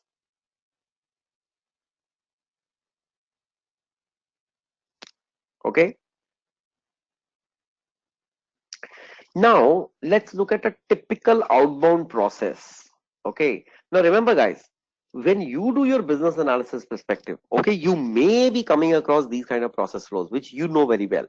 So these process flows will either be are coming to you from the client side, or when you sit with the client, they tell you, what, Arpita, we have a business problem, from a typical outbound process where we are using warehouse management. So now Arpita at least understands these terms very well. So when she looks at this process flow, creating outbound deliveries, okay, then it's going for printing pick tickets for deliveries. Now she doesn't have to go into like details of pick tickets, but the next step is pack delivery, printing relevant documentation, which is the bill of landing or any kind of invoice which has to go along with the material, right? And then that is issued to the warehouse staff, whereas warehouse staff then issues the inventory from stock, thanks to the storage location and the picking location definition, and then it goes into a truck delivery. All right. Now, for example, Arpita, they say that we have a business problem in the pack delivery. So, first of all, at least you will have an understanding that pack delivery as a step falls in which module and in which sub module. Second, you will have a clear idea that they are talking about the deliveries perspective, and then within delivery, they are talking about at least a business pain point which they have as of today. Then you can start discussing, focusing more on the pack delivery process only, because pack delivery, but you see here as a process or a process steps, will further have a detailed process flow to explain what is pack delivery, or how does it move, or how does it figure out within the overall process areas. Yeah, so this is the advantage of understanding the process flow from this perspective. So guys, now I just have an overview of SAP SD, MM, and LE. So let's probably check if we have a good video to showcase something on these fronts. Okay, so let me go into of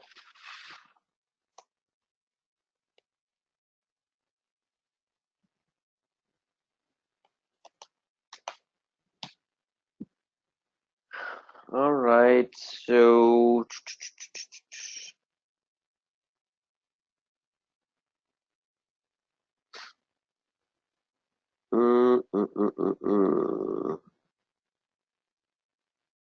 okay, let me show you two things actually.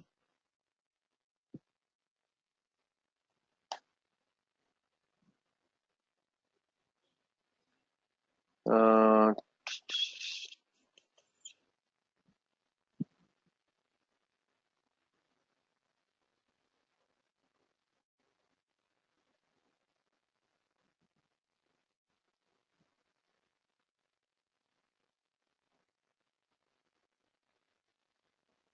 Okay, guys, wait a sec.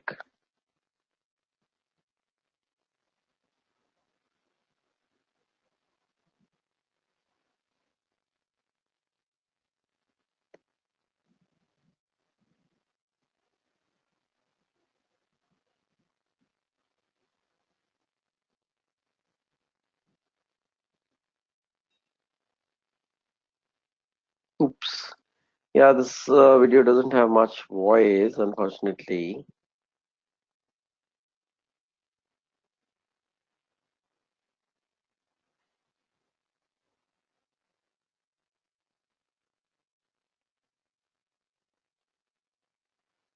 Hey, where did the voice go, man?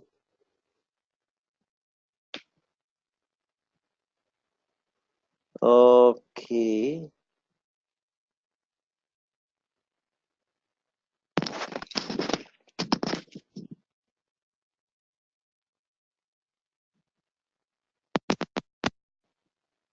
Hmm.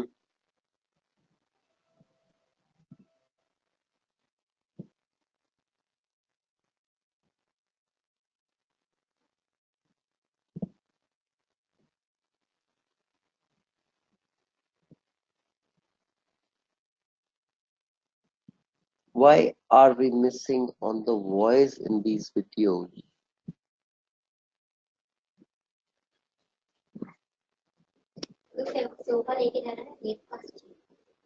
Oh, yeah, I know that. Ah.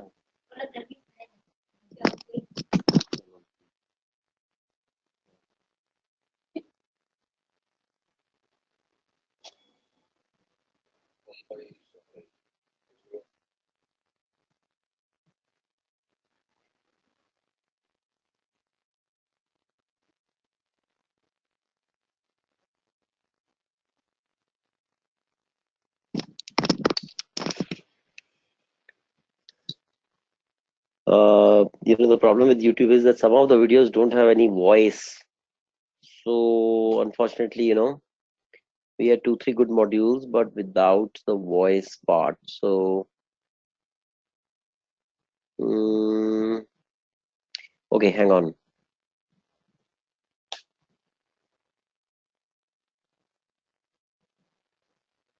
Edupedia.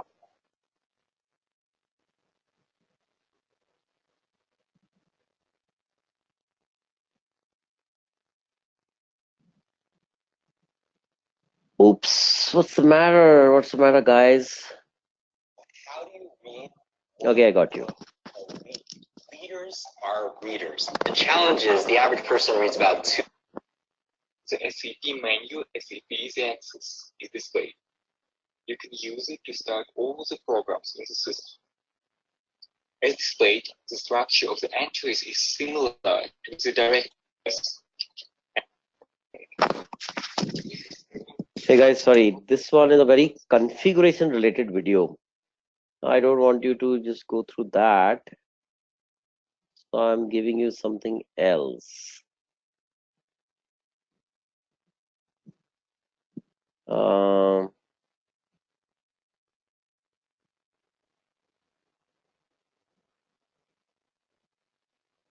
This one is in the overview.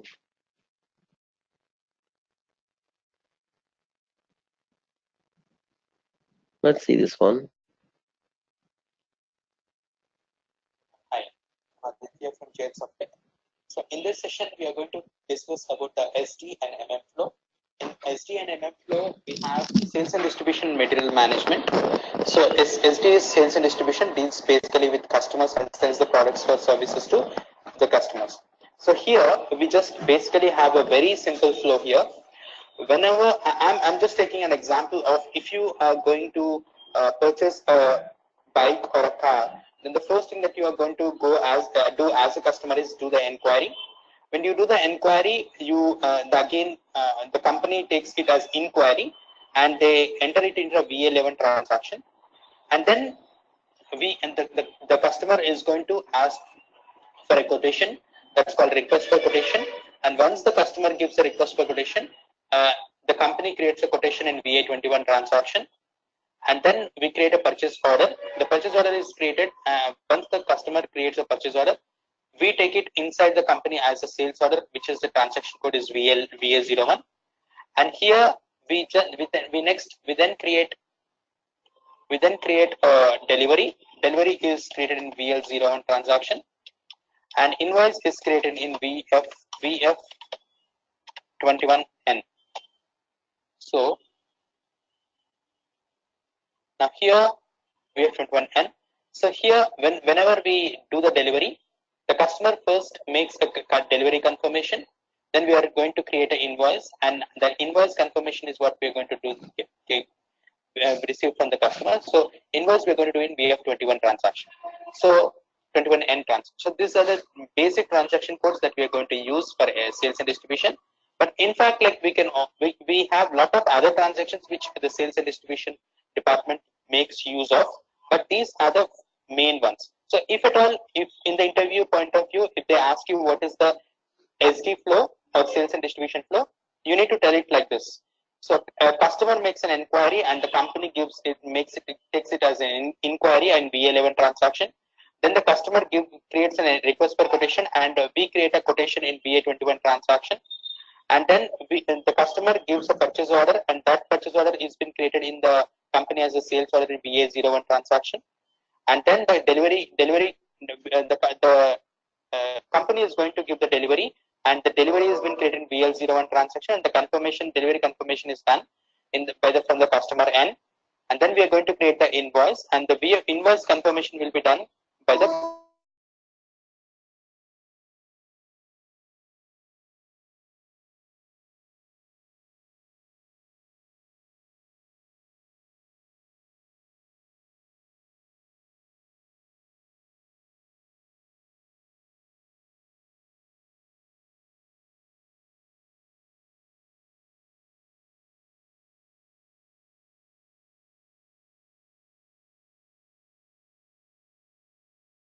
even the services also we are going to purchase from external vendors.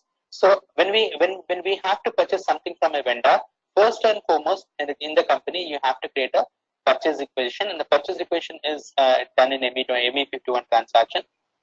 And then we are going to go for a request for quotation in ME41, and then the vendor is going to create it as create a quotation and then send it across to us. Then the company creates a purchase order in ME21N, and this purchase order is sent across to vendor, and vendor creates a sales order, and then he sends a delivery.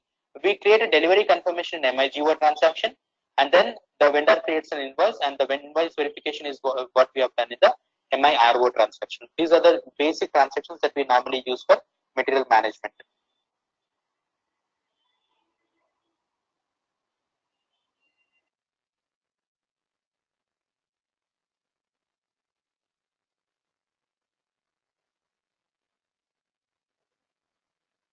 Throughout history, the region stretching from the Indian to the Pacific Oceans has been a key shipping route for global trade, which now amounts to $17.9 trillion a year. The free and open Indo-Pacific strategy was first introduced by Prime Minister Shinzo Abe in 2016 at the 6th Tokyo International Conference on African Development. Japan is promoting fundamental principles such as the rule of law and freedom of navigation, connectivity, including through quality infrastructure development, and assistance for capacity building on maritime law enforcement. The most important thing is the region of what we call now the Indo-Pacific has become a major economic powerhouse. How we produce security and stability in this region, that is the main purpose of the Indo-Pacific strategy. Prime Minister Abe talked about 2 seas and 2 continents. That is from Africa and Asia now also come into the picture. Hello everyone. Okay, so guys, I wanted to show you a small video on SAP SD and MM integration. Yeah, it's just a 3-minute video.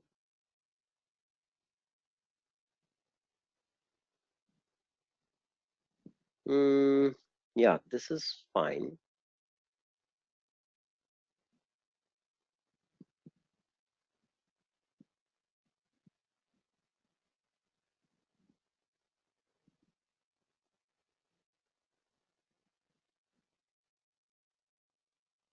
You know, some of the videos don't have any voice. I mean, that's really staggering.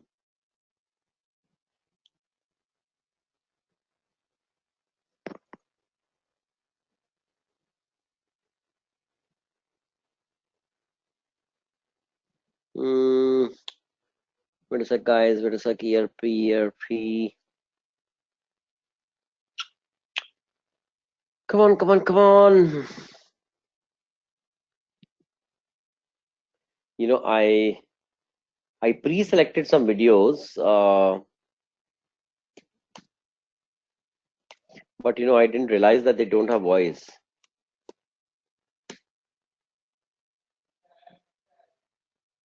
Mm,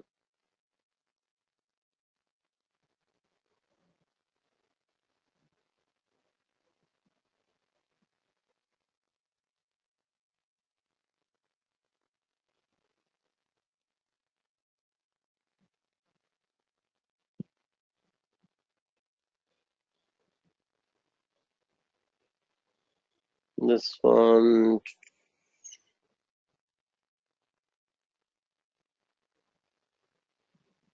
Okay, let's see if this works.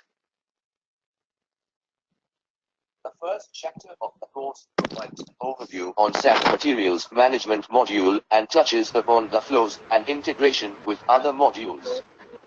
SAP was founded in 1970.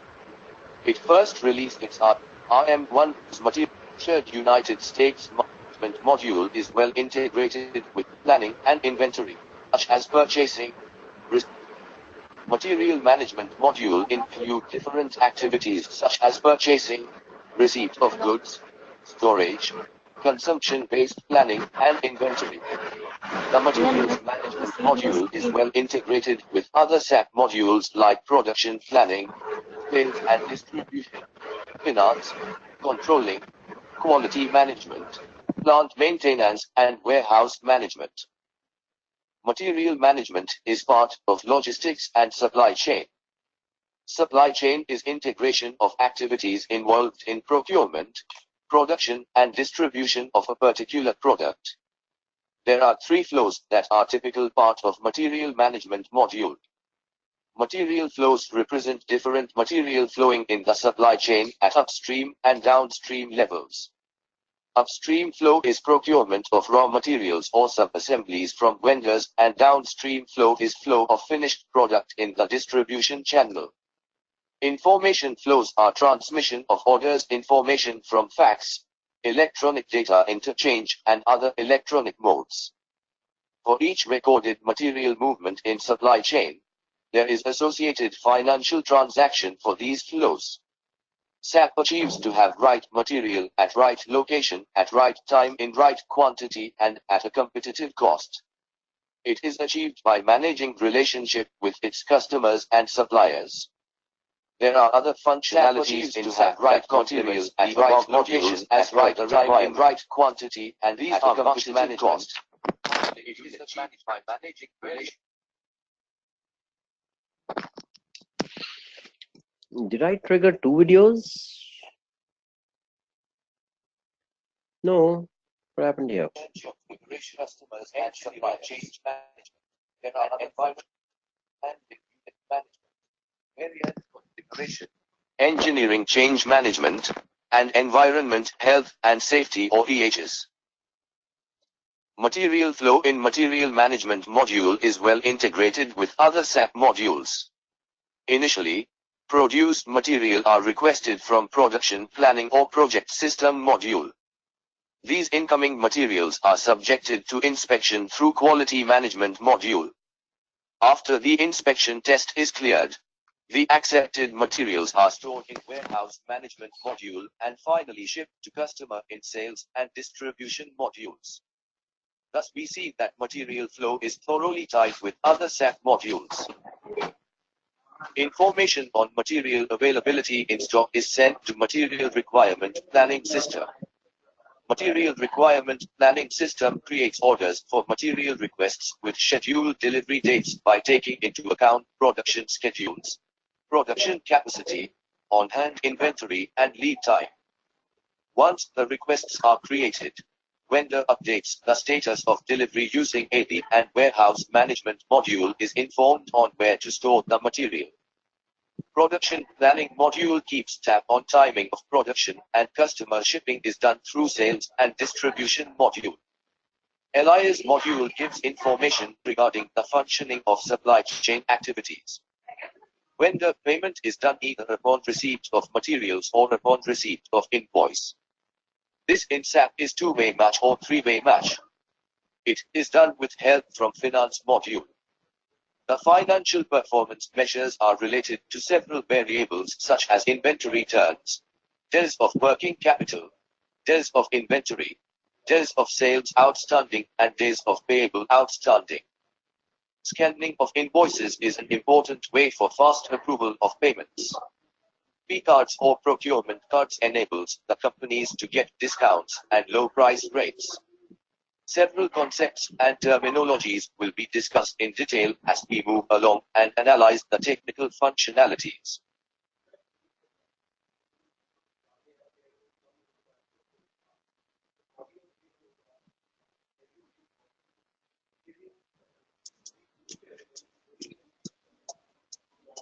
ताकि के Bluetooth headphones wireless जमाने की, इनकी car keyless entry वाली automatic जमाने की, मगर इनकी अकाउंटिंग एकदम बाबा आदम के जमाने की है।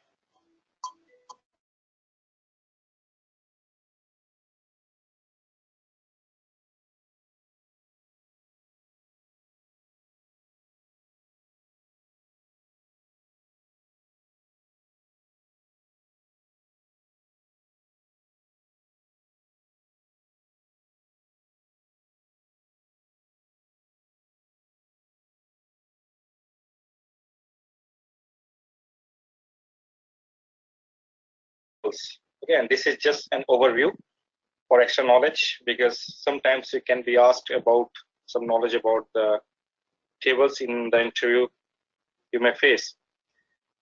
So SAP tables, there are thousands of tables, even more than thousands of tables, I would say. There's so many tables in SAP MM, and whatever data you create, whether you're creating a master data, whether you're creating some customizing, or you're creating a transaction like purchase order, or okay, I think we don't have to go into MM table overviews.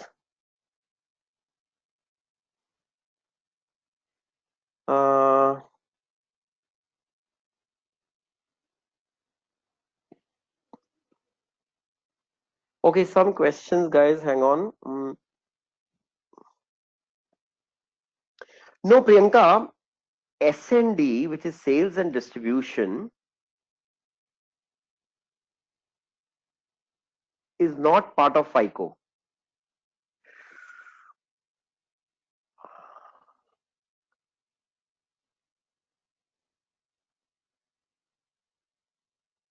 Oh God, I think the screen went away.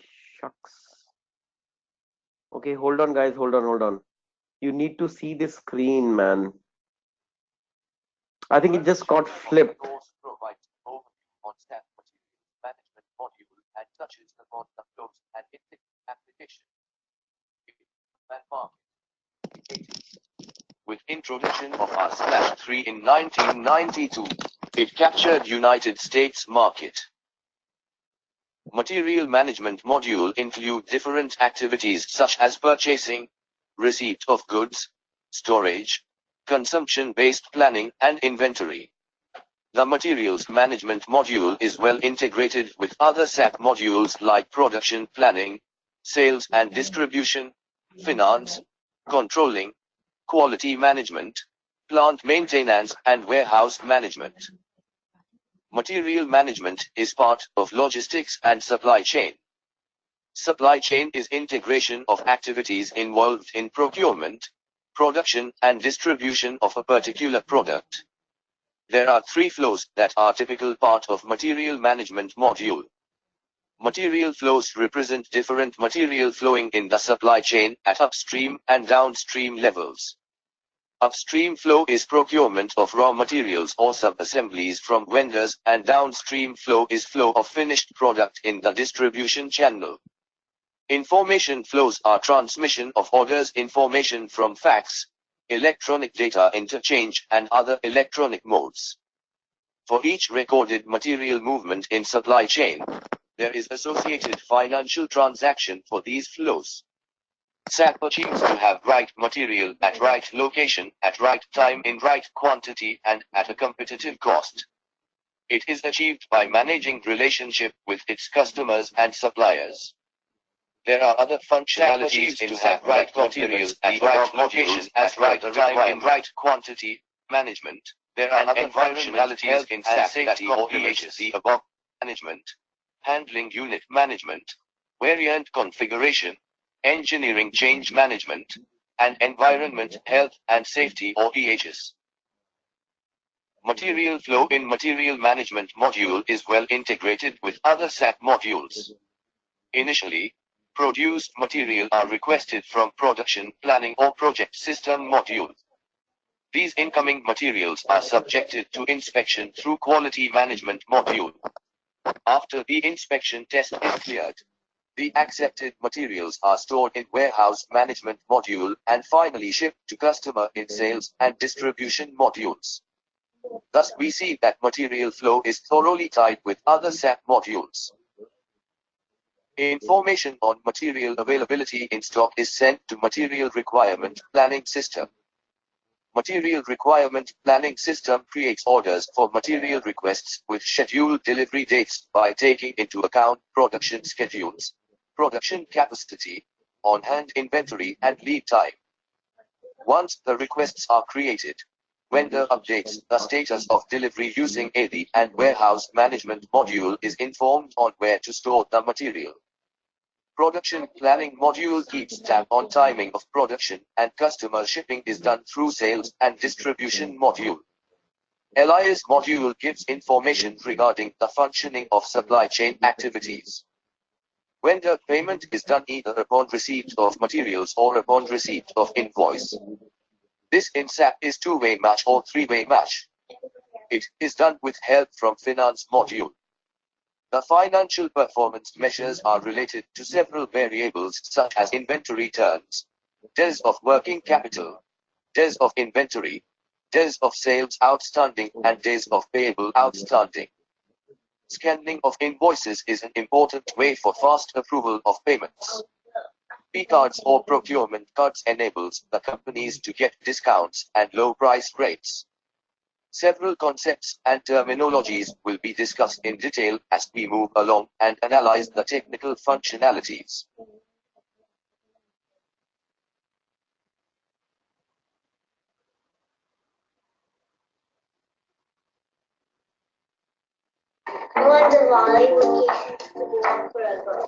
Valenco presents the Kitty Wish List.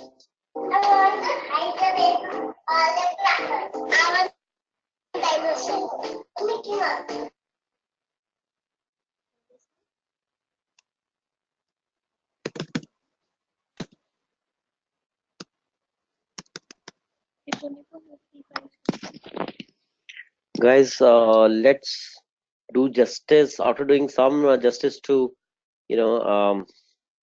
S&D and MM. I think it will be fair to get some overview on the logistics execution also.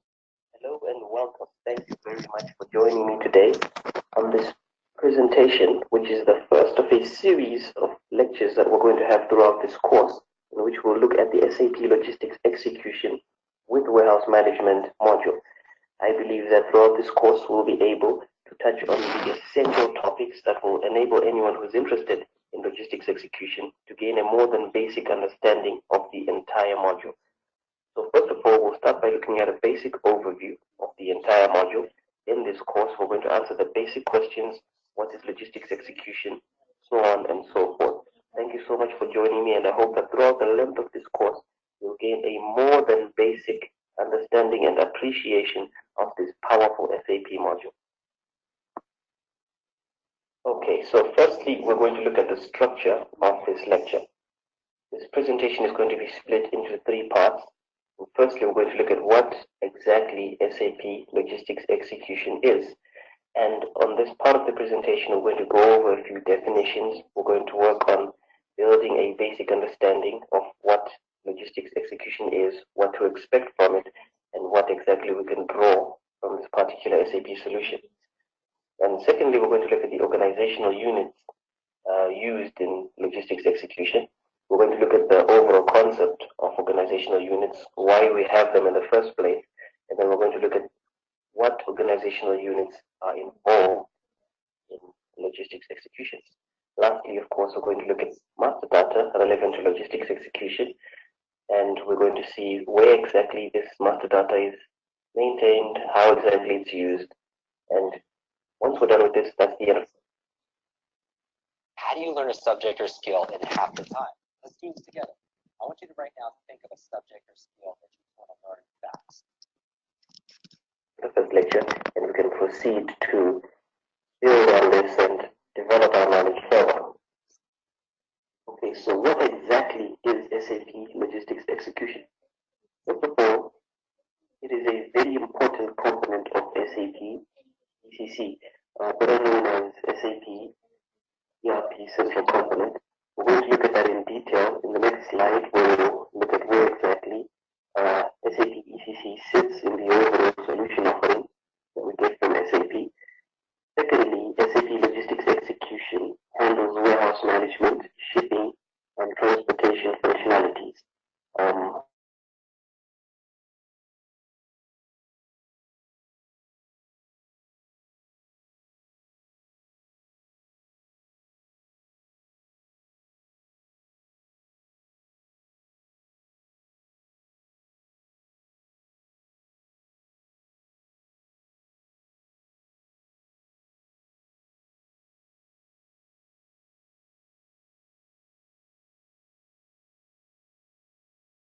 Function on its own, but it really borrows whatever supports processes from other key logistics modules, which we'll look at briefly as well in slides to follow. So just so that we can better place SAP Logistics Execution, we need to look at it as a member or as a component of the overall suite of solutions that SAP has provided. So first of all, at the top, we have SAP Business Suite, which is a solution package for multiple industries. It has components such as supplier relationship management, customer relationship management, and ERP. So SAP Business Suite is a suite of applications that can either be used with each other or even with third-party systems. It's a very broad set of solutions. And one of those solutions or components of SAP Business Suite is SAP ERP. Now, SAP ERP basically contains reports and analyses. There's components such as human capital management, accounting, and logistics.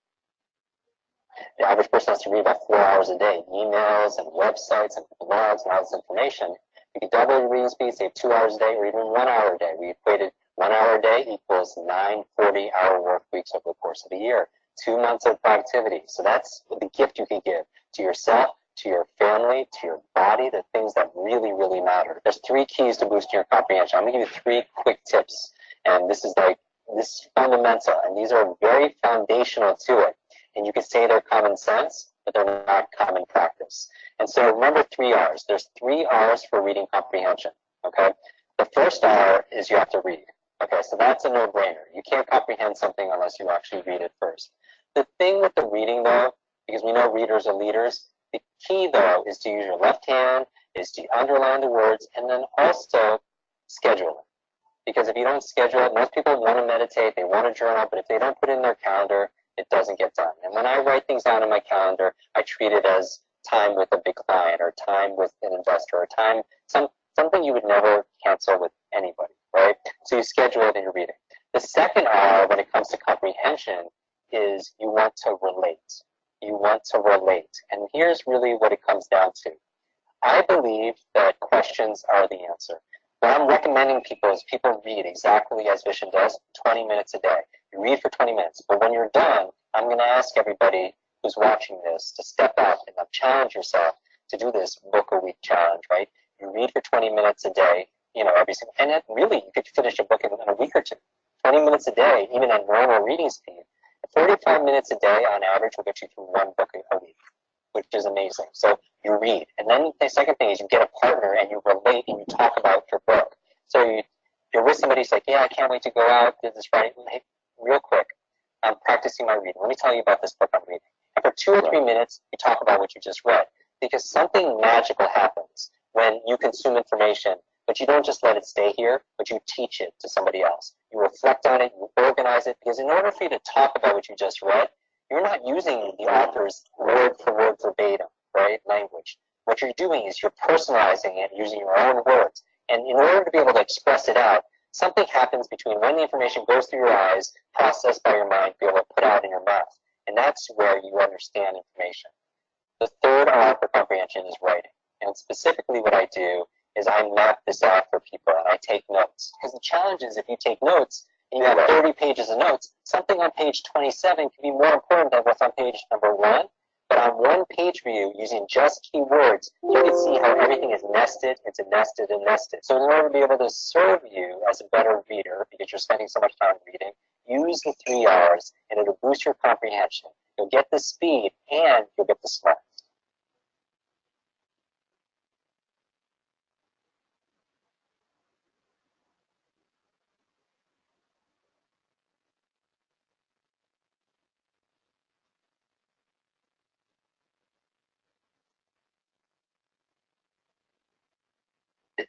It's based on the SAP NetWeaver application platform. So what we get is a very broad set of components in SAP ERP, but still we're not talking about any actual packages that we can literally install. Now SAP Enterprise Central Component is the actual set of installable applications. Applications like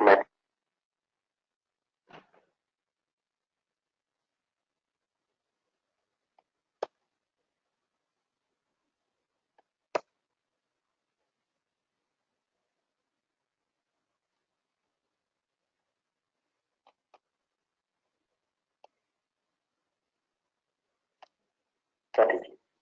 It's going to be a very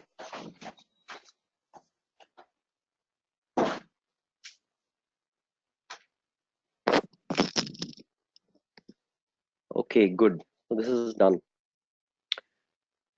Okay, guys. So before I go to my next maybe something, why don't we take a little short break? Yep, let's take maybe a 5 minutes break and come back. By the time I'll keep some next few slides ready for you. Yeah, and from there onwards we'll go ahead. We'll probably cover some portion of a particular module to some extent, and then we'll cover the rest in the next Saturday part. Okay, so let's take a small break and then come back.